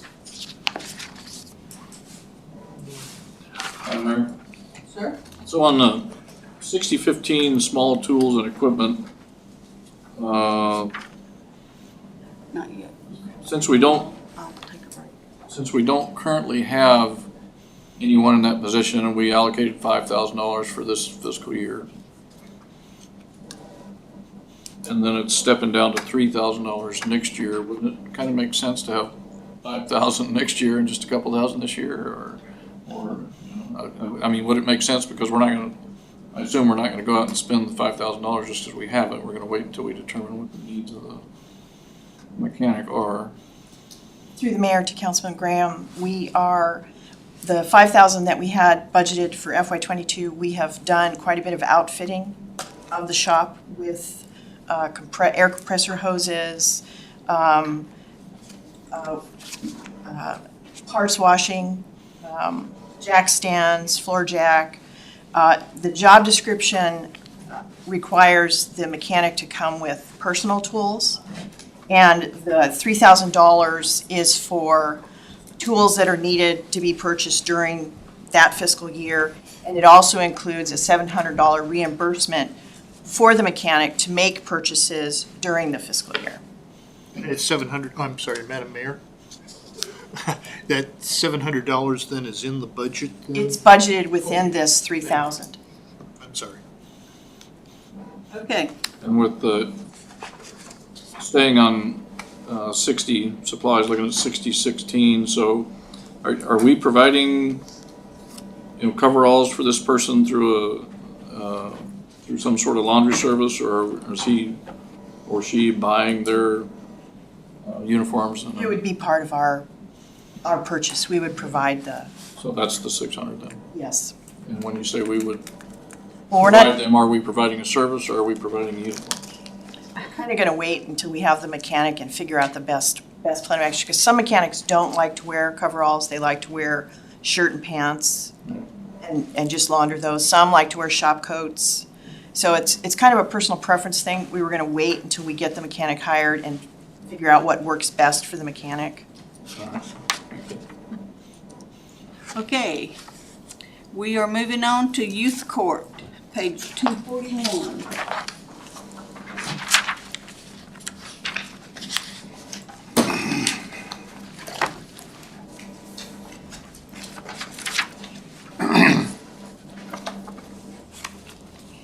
Start with account 10, personnel services.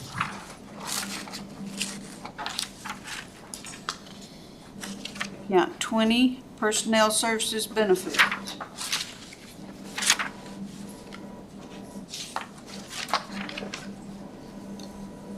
Account 30, professional services.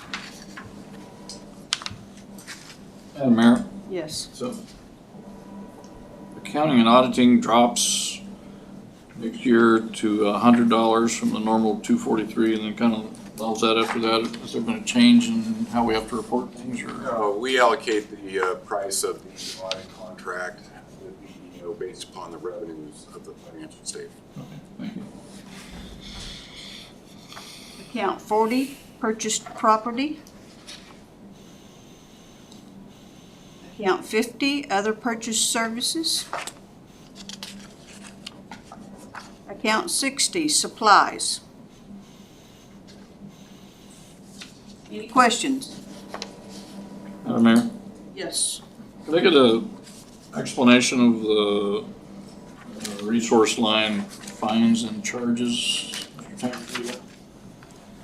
What is the nature of those fines and charges, and are they paid directly to the city? They go to the state and come back to the city? How's that work? The Mayor, Councilman Graham, those aren't really fines. The charges piece is really the class fee, is what is charged to attending. Thank you. Okay, any other questions? We are moving on to page 244, federal SF forfeiture.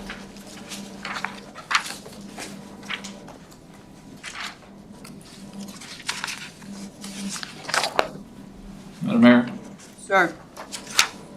So since we've had somebody assigned to a state drug task force, which is really, I think, federally funded and then filtered down through the state, I thought we were getting a proportionate share of those assets that were picked up through that task force. Is that not the case?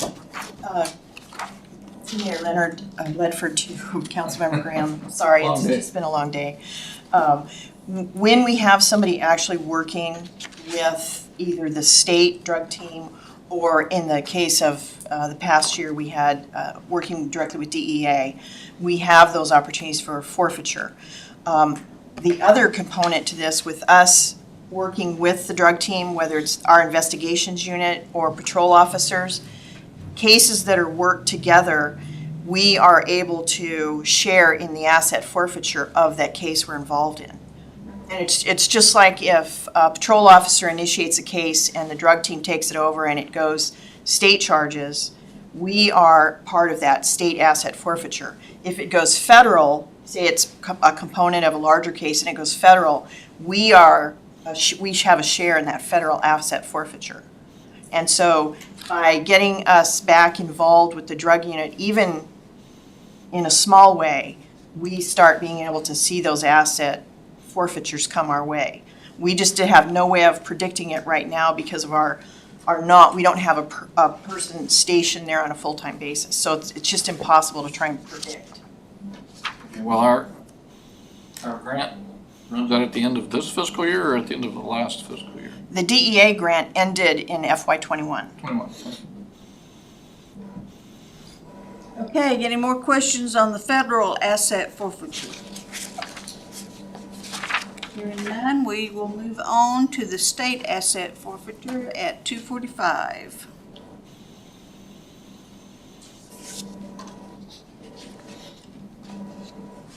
Any questions? Okay, Thank you.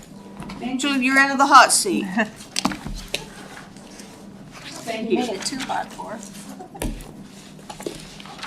And we are moving on to MATCOM Dispatch Center on page 169. Madam Mayor, request a 10-minute recess. Oh, maybe. We are recessed for 9 minutes. Hey, that's not bad.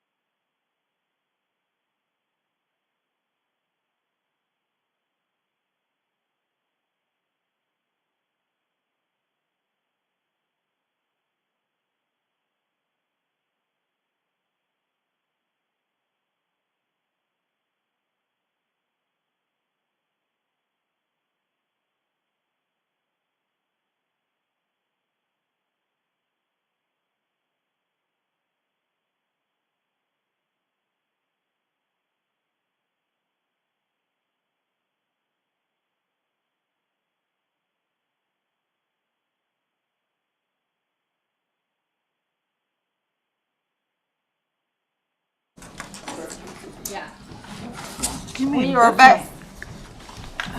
We are back on the record at 8 o'clock. And Jacob, you're up.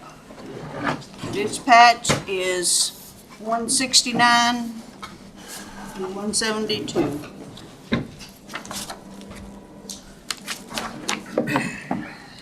Good evening, council members. Jacob Butcher, Records and Communications Manager for Matcom Dispatch. We are a 24/7 911 answering and emergency dispatch services for multi-practice, multi-agency partnership throughout the Mat-Su. Not only for the city of Wasilla, the Mat-Su Borough, but also west into the unincorporated areas of the Copper River Basin through Wrangell, St. Elias, down to McCarthy, all the way to the Canadian border and down through Prince William Sound. As I said before, we run 24-hour emergency services. We have current partnerships with Department of Public Safety, State Emergency Operations Center through FEMA, Department of Transportation, Department of Corrections, Mat-Su Borough Emergency Medical Fire and Rescue Services, Emergency Management, as well as nonprofit volunteer response and organized medical response for the Copper River Basin through Valdez Cordova Census Bureau to include Glen Ridge Fire, Gacona Fire, and Delta Medical Services, which works out of Crossroads Medical Center in the Glen Allen area.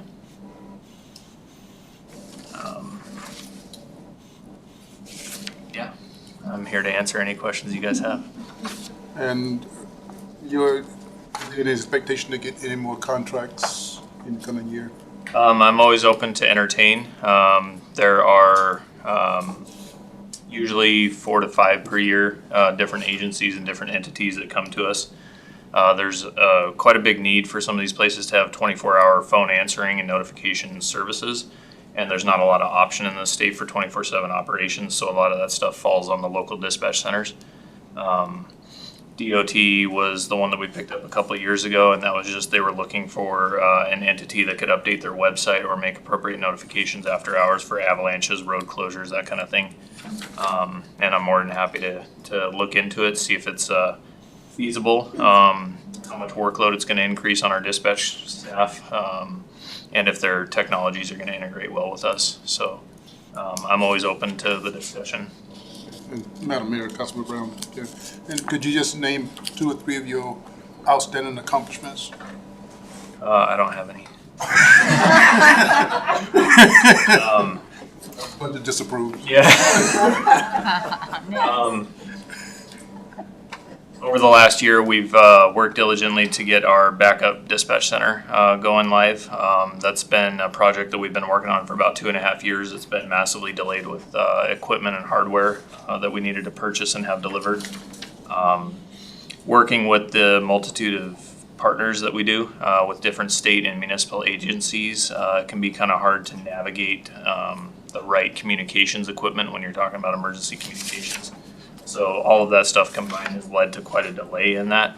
However, we've got it to the point now where we have all of the computers and radio communication and things like that installed in the consoles over there.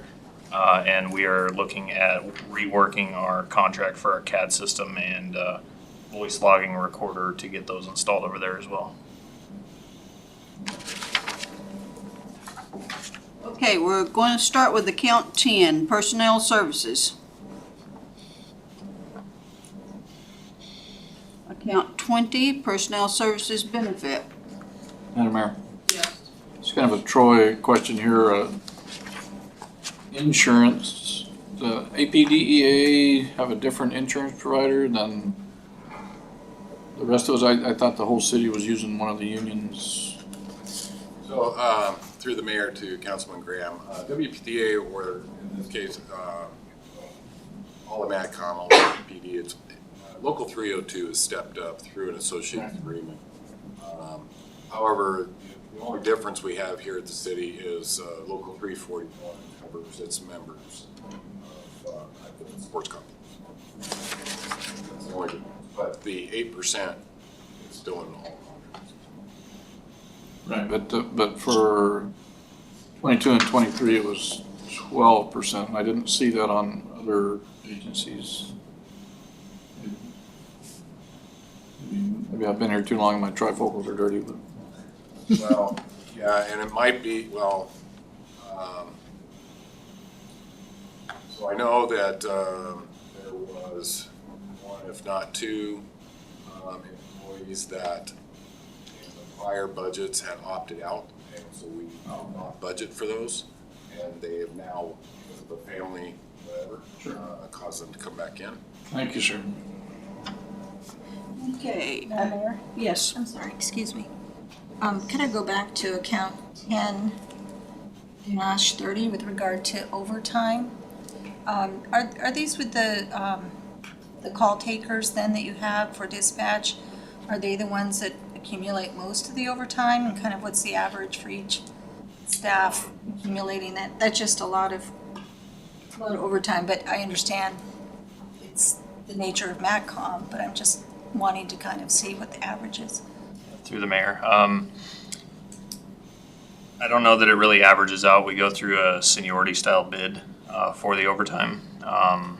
Over the last couple of years, it has the overtime load has become very increased on our staff to include a COVID outbreak that we had this year. That is basically, it's at a point now where people pitch in where they can, when they can, and help each other out. So it's not really a split between certain personnel. Our dispatchers are able to be call takers and dispatchers, whereas our call takers are only able to be call takers and not dispatchers. So the call takers help where they can, but there's a much bigger need on the radio dispatch side of the house, if that kind of answers your question. So a lot of it goes towards the radio dispatchers as opposed to anybody else. So to alleviate that overtime then, are you in discussion then to increase personnel then to try to offset that? Or is it just kind of the way MACCOM is working, I guess? It's the way that we're working, but I'm not asking for additional personnel because we have plenty of positions funded. It's the vacancies that we have and continue to have year over year.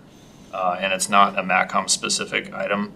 It's a national problem. I know it has been as long as I've been in 911 that it's hard to retain 911 dispatchers just because of first of all, the administrative clerical job classification at the federal level as opposed to a first responder job status, which really closes the door on a lot of self-care, mental health care, scheduling and that kind of thing. But then the other part of it is just the shift work and the stress that comes along with it. It takes about 6 months to train up a good 911 radio dispatcher, and the average career length nationwide for a dispatcher is about 2.5 years. So every state in this country is struggling to recruit and retain qualified personnel. And through the mayor, are you fully staffed at this time then for dispatch call takers? No. Okay. Thanks. To follow up on that, Jacob, I know you went down to Juneau to testify on a bill which would move, dispatchers from a clerical position to a first responder position. What's the status of that legislation? Through the mayor, HB 55 is currently in the Senate. It's scheduled for I can't remember which committee it went to. It's scheduled for that, I believe, next week for its first introduction and hearing there.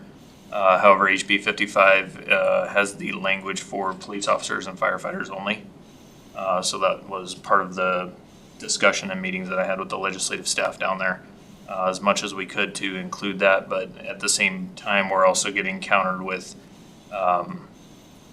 numerous other professions and organizations that are coming with the same request to include their organizations in the first responder language as well.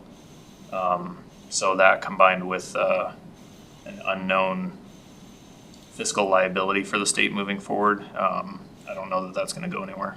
Thank you, sir. Okay, moving on to account 30, professional services. Account 40, purchased property. Account 50, other purchased services. Account 60, supplies. Madam Mayor, Yes. I'm assuming that line item 6015, small tools and equipment, is actually the equipment you need for the backup center. And it's a one-time purchase, is that correct? Through the mayor, we have an increase on that for this upcoming fiscal year because that's actually for our live center that we're working in right now. We need to redo the entire chairs, the seats that the dispatchers sit in for 12 to 16 hours a day. Most of them are at least 7 or 8 years old, so. And it also includes, it looks like, stand-up desks. Are you replacing all the desks, or are you gonna phase that in over several years? We have purchased one for our admin assistant. That's a stand-up desk, is kind of the test to see how it did. And it's fantastic. She has nothing but great things to say about it. So our IT guys are now asking for it as well. And I'm a big proponent for the stand-up desk. That's what I've always worked on in the dispatch center. That's what our consoles do. And just if, sitting for 7 to 8 hours a day can really take a toll on your body. So 2 hours in this chair takes. Speed it up then. Yeah. Stu? Well, if you give me a stand-up desk, yeah. No, we'd be here all day. Okay, we are moving on to account 99, interfund transfers. Madam Mayor, Yes. so a vehicle fund, you have 2 vehicles assigned to the dispatch center? Is that what I'm seeing here?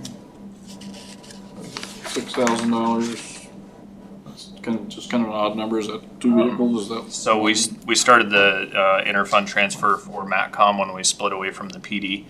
And doing the $6,000 a year, we're hoping to bank enough money where we can purchase a MATCOM specific vehicle. Right now, we don't have a vehicle. So I've been working with the police department to borrow theirs when we need to, if we need to make a run to Anchorage or something like that. There's not a lot of travel that happens with dispatch because most of our work is right there in the center. But there are times where I've got to go into DPS headquarters or something to that effect. So we're hoping to purchase a vehicle in the next 2 or 3 years. So what sort of classification is this vehicle? Is it like a small vehicle like Public Works Director drives? Is it an Explorer? Is it It'll probably be something similar to that, yeah. Thank you. Okay, any other questions for MATCOM? Hearing none, we're moving on to the cemetery fund on 320. Thank you, Jacob.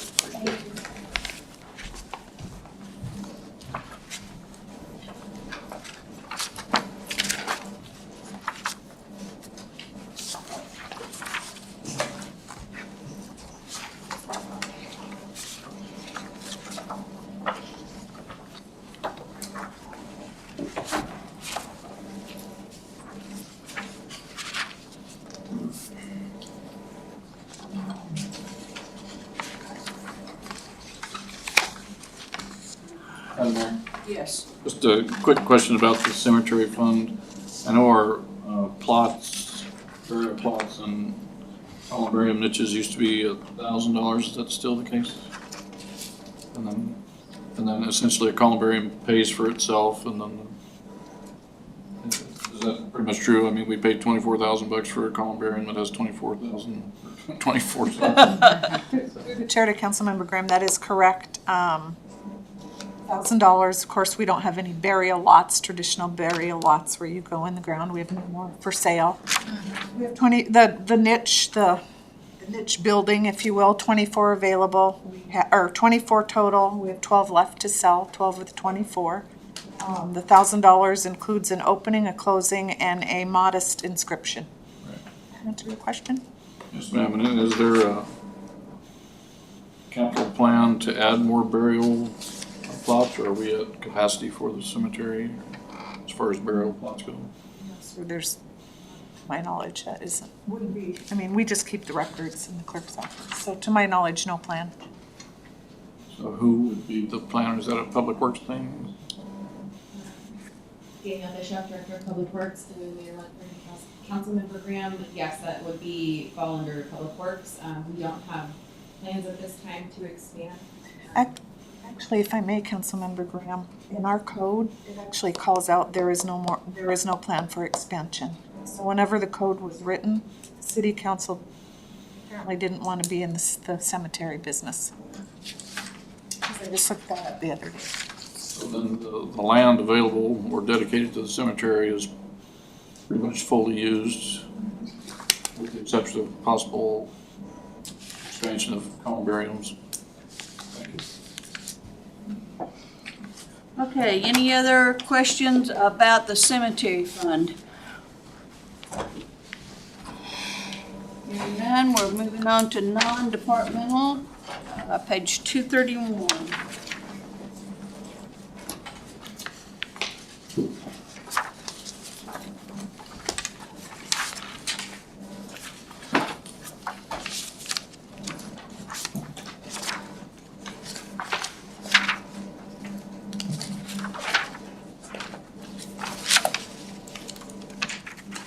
Troy, I guess this is you, huh? Sure, through the mayor to council, just to walk you through this. This is, these expenditure line items are non-departmental. Really cover multiple issues within multiple departments, essentially. That first line is the insurance deductible. This is often used for $10,000 property deductible. That's the primary one. This one gets hit for when those deductibles can't be insurance. The next line, the property tax payments, those are properties that can come to the city potentially for our use, and we take control of them through varying means, but it has might have a property tax bill that needs to be done. Or, most recently, we had to go through a process with the borough. There's a small chunk there that unfortunately we have to pay the borough property tax, even though the government is revenue based for that, just that small little piece. So that's what that's for. And then the lawsuit costs, those are those unexpected, if you will, the lawsuit costs that might happen through PD, dispatch, et cetera, that we have to spend. Budgets are not available within the department itself, or it's a case that might continue from year to year, a long period of time. The Alaska Family Services SART, that's been a continual program to fund the sexual assault response team. This money comes from Matsu Borough. In PD's budget, there's a small piece as well that we contribute.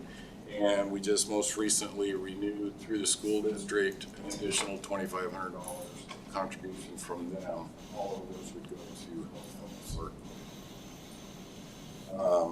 And then all the remaining items, those are just simply transfers from the general fund to the other funds.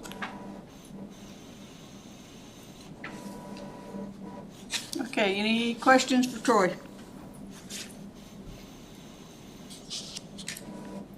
Quick question, Madam Mayor. Turn my mic on.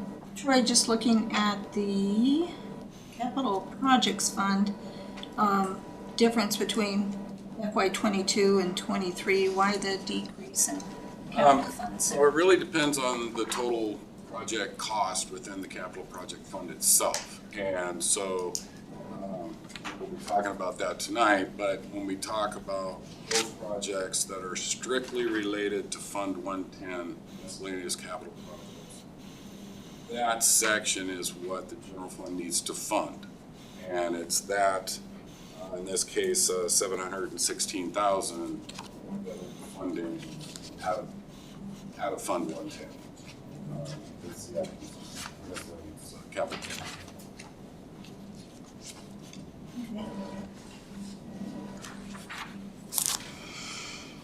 Okay, we are moving on to debt service on page 321. Mayor to council, there is no debt service. You can all be proud of that fact. Okay. Troy paid us out of debt. We are to the capital projects fund, 325.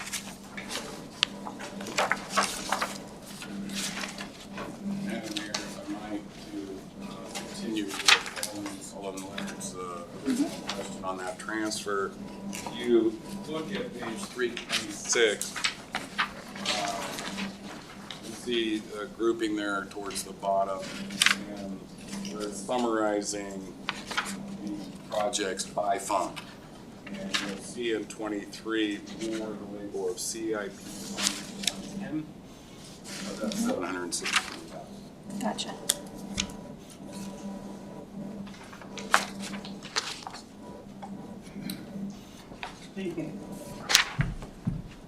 Okay, Danielle.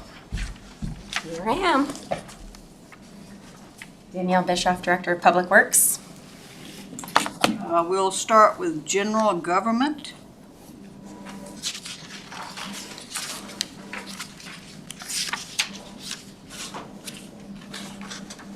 Any questions? Public safety.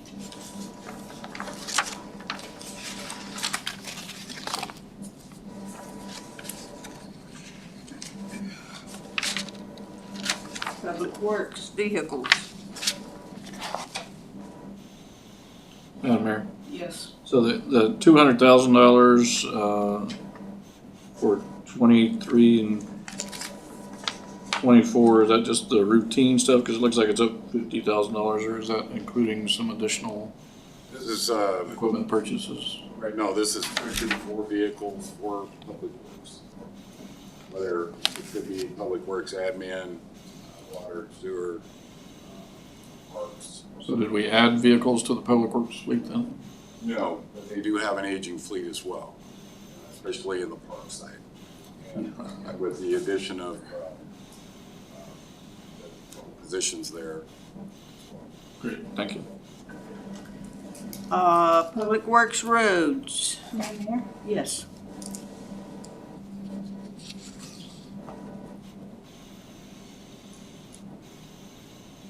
Okay, I just would like to see with regard to this, I mean, this is under the line item for Public Works roads, then are we paving roads? Is there a plan in place to go from gravel to asphalt? And is that in this line item, or am I missing it somewhere for CIP? It is there. Sorry, $1 million paving project is down just further? always down under 160. I should have just asked Councilmember Brown. Our neighbors are our friends, right? Yeah. Okay, sorry about that. No problem. Madam Mayor? Yes. So, Director Bischoff, during our plans and goals, or whatever that session is called, we did identify that, the council did identify that a priority for the city should be taking additional measures to reduce speed in certain areas, and we mentioned school zones, particularly in Nelson Road, in particular as well. Some of the methods that were mentioned included, I don't know if you would call them radar speed signs, but like we have on East Suisun Avenue, putting those near the schools, putting a couple of those up on Nelson Avenue. There were some speed humps talked about. There were a variety of different things. The speed monitoring signs, I understand, are about $5,000 a piece if they're attached to an existing pole, and about $15,000 if they're not.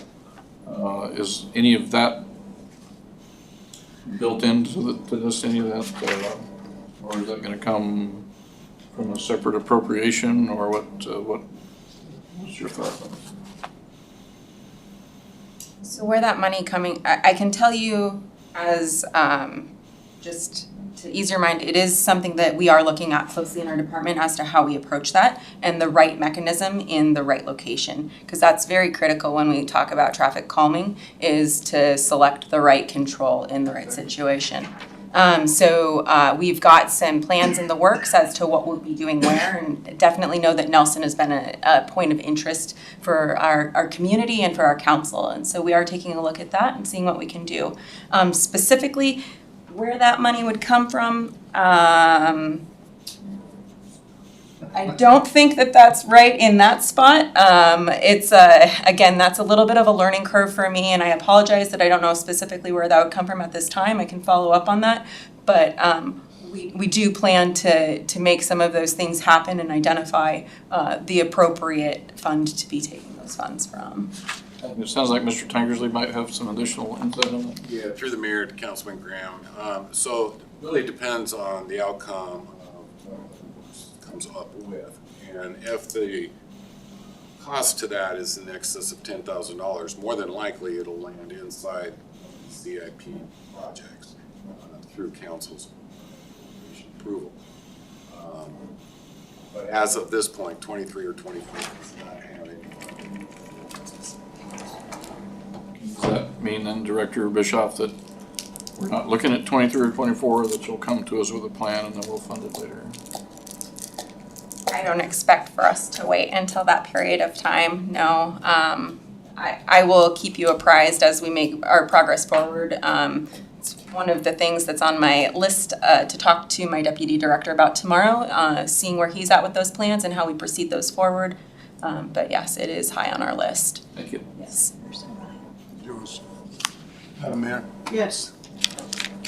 I guess it's more to Troy.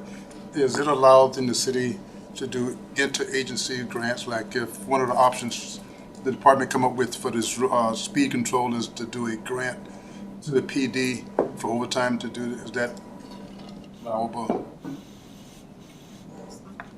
Not sure I'm following.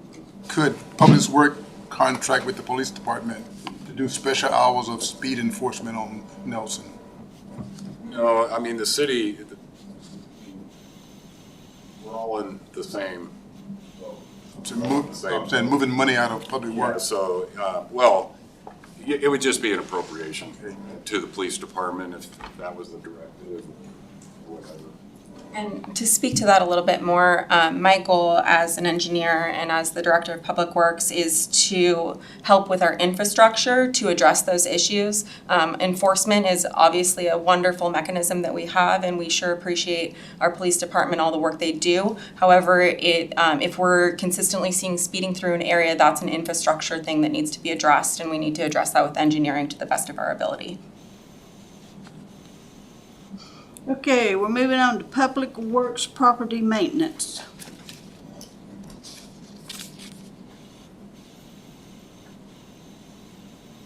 Museum.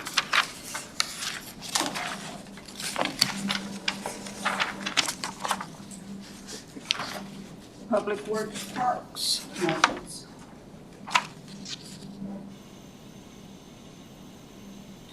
Madam Mayor? Yes.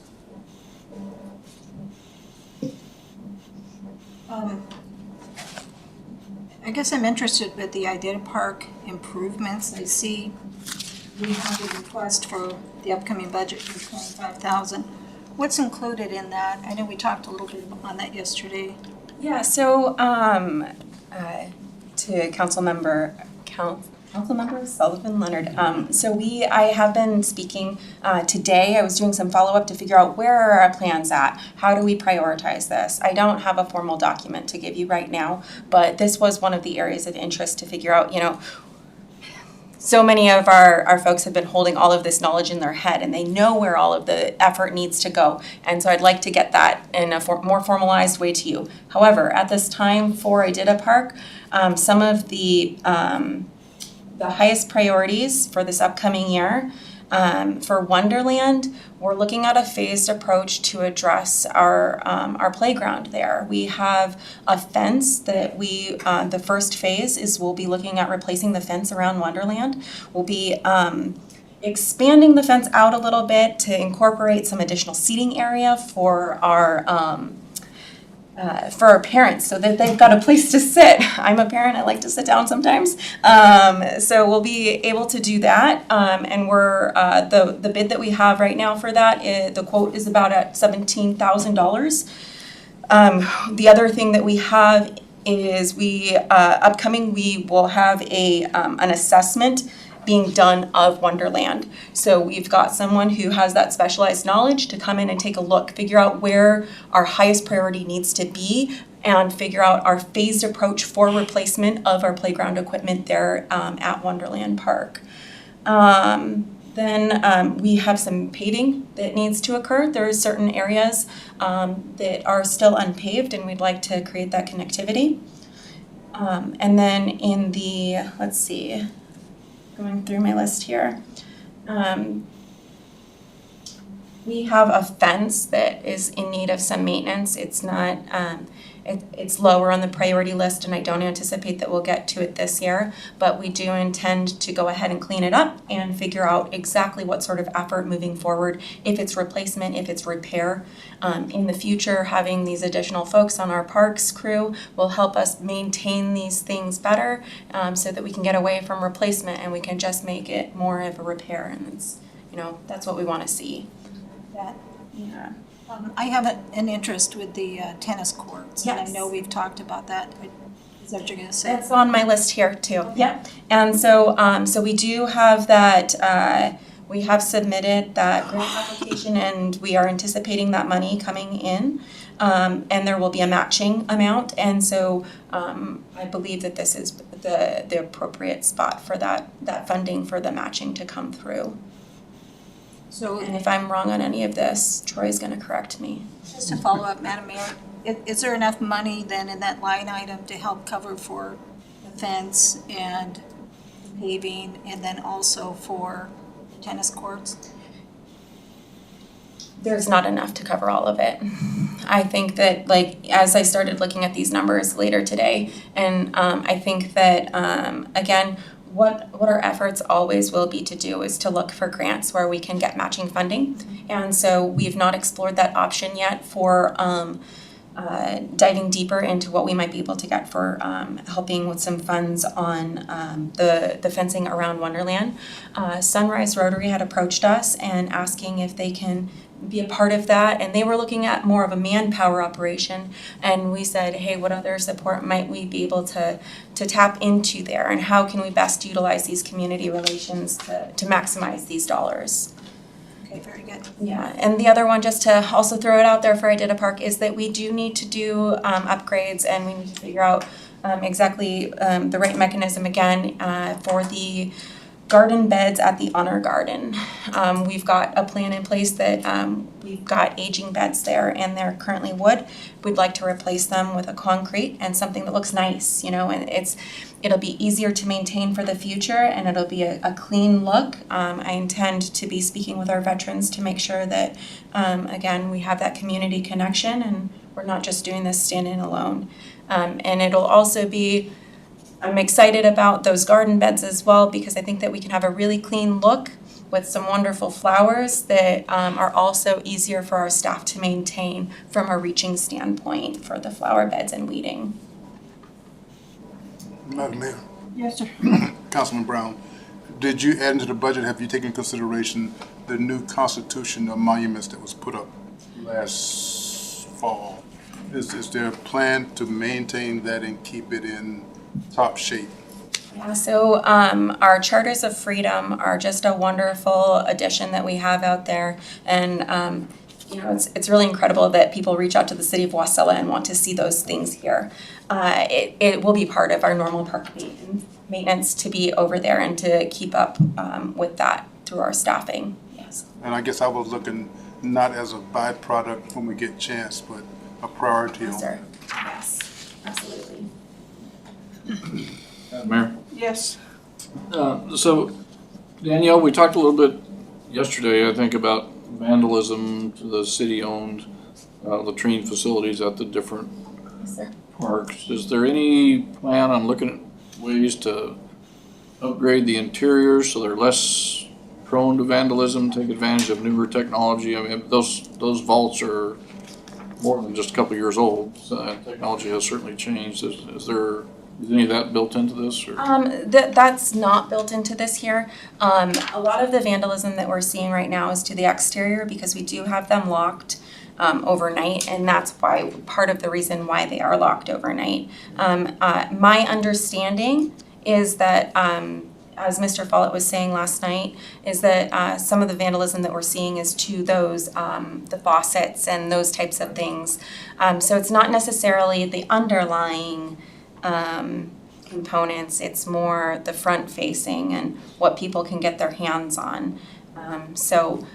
That is why we do have to close the facilities in the evenings. So. There are different surfaces available which are harder to vandalize or easier to clean when they are vandalized. There are new plumbing what you call them, fixtures, I guess, plumbing fixtures available, which are much less susceptible to that sort of thing. Or we're gonna try and look at that over the next couple of years to see if there's something. Certainly add it to the list to take a look at, and maybe that's a good, I know right now for the exterior, it's a coat of paint. It's unfortunate that that's what it is, and it does not look good right now, and I'd like to see that corrected soon. But I can go ahead and take a look. I think that, as Mr. Follett was describing last night, part of the reason why they changed over some of those faucets and things to this lower end is because they were a little bit easier or harder to vandalize. But it's something that as we go through for replacement, we'll take a look at, and it's something that we can add to the list to look at for trying to, especially these areas that we do see the vandalism. So I will add that to the list for what other products might be out there that we could look at for the future. Is that? Yeah, that would be great. And at Wasilla Lake Park, the Sunrise Rotary Club had a big hand in putting in that kids' playground there. Yes, they did. And some of that equipment, I think there was a big swing in there, like on an arch, has been removed and not replaced for several years. Is the city going to deal with that, or are we going to go back to the Rotary Club? And how's that? Are you familiar with that particular piece of equipment? That particular swing, I think that is that included in the so under park improvements? Excuse me, Daniel. Yes. We're getting in the weeds a little bit because that is not included in this budget. So We need to get back on track. All right, thank you, Madam Mayor. So we are moving on to the library.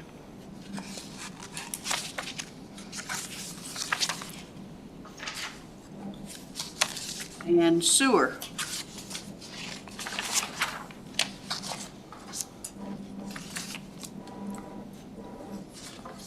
Water.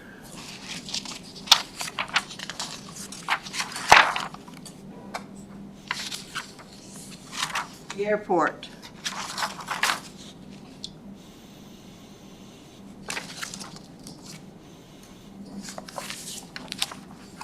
And the Curtis D. Menard Memorial Sports Center.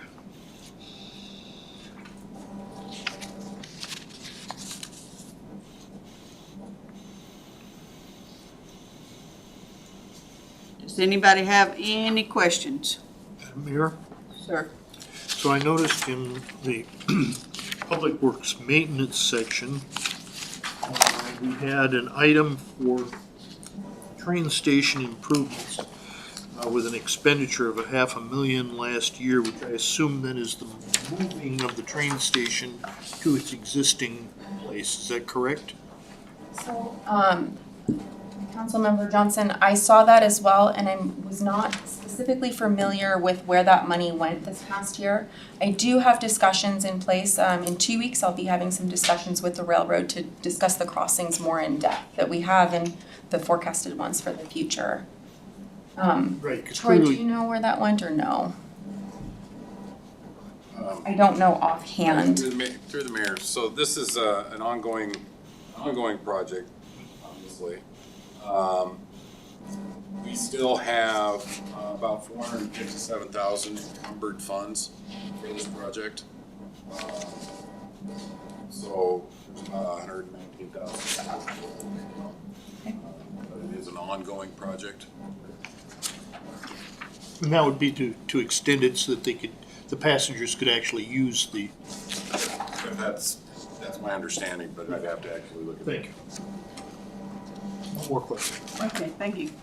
Madam Mayor, along the same lines as Councilperson Johnson, there was considerable talk about moving the old school from down the hill over to the Menard Center. I know we moved the house up there. Did we ever move that school? Yes, we did. I wasn't here last year. I missed out. It looks beautiful. Go check it out. I will, thank you. Okay, any more questions on the capital project funds? Hearing none. Thank you, Danielle. Thank you.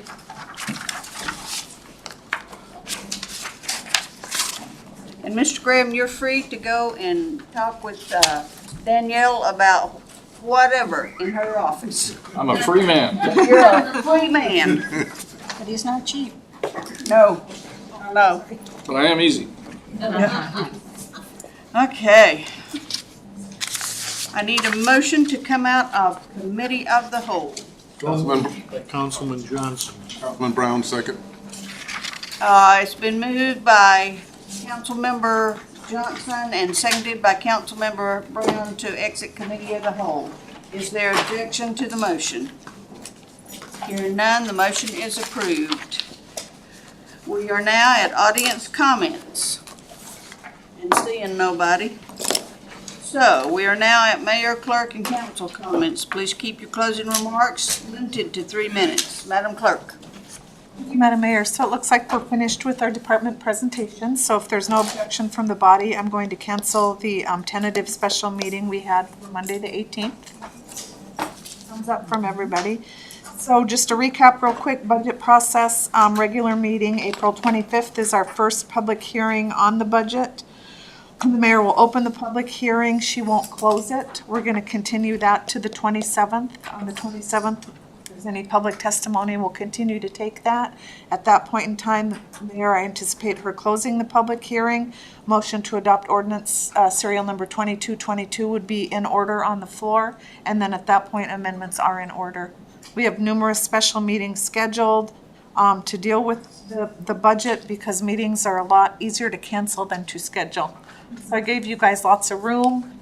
If possible, we'd love budget amendment forms by April 25th, which is Monday at 3 o'clock. That'll give Troy and I time to turn them and to have them available to you and the public at the meeting on the 27th. So just to recap, that's all I have. Thank you. Councilmember Graham. Thank you, Madam Mayor. I wanted to thank all of the directors. I know they're not all here right now, and their staffs for really digging in and getting the numbers together. I know you've had several months to look at this and to do this, and the council gets a couple hours to pick at open wounds, as it were. But you guys did a great job, and certainly obviously well versed in what the departments are doing and what the needs of your department are, and I'm very impressed, and I thank you all for your diligence and professionalism. Councilmember Brown. Thank you, Madam Mayor. Ditto, and thanks everyone, and see where it goes in the 27th. Councilmember Sullivan Leonard.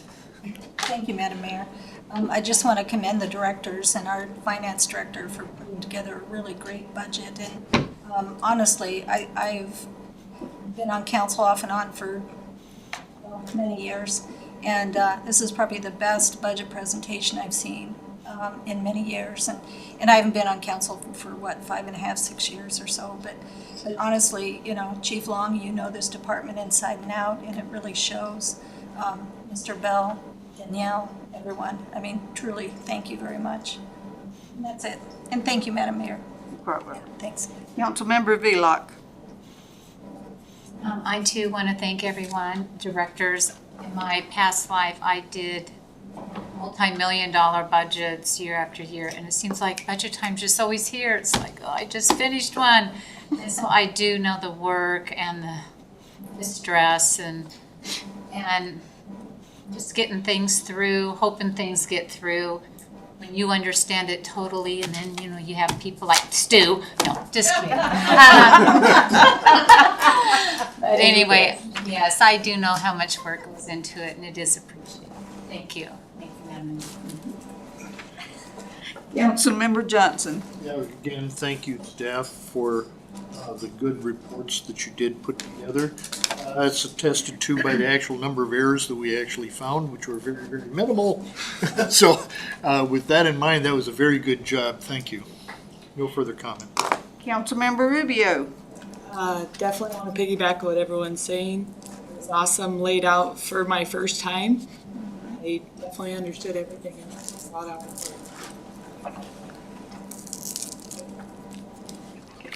I want to thank all of the directors for all the work that they put into this. And it definitely shows that everybody stepped up to the plate. And Joan, thank you for your part. So, I know. Anyway, we are adjourned at. We got 13 minutes. Shut up. We're adjourned at 8:47. Yeah, on video. I know.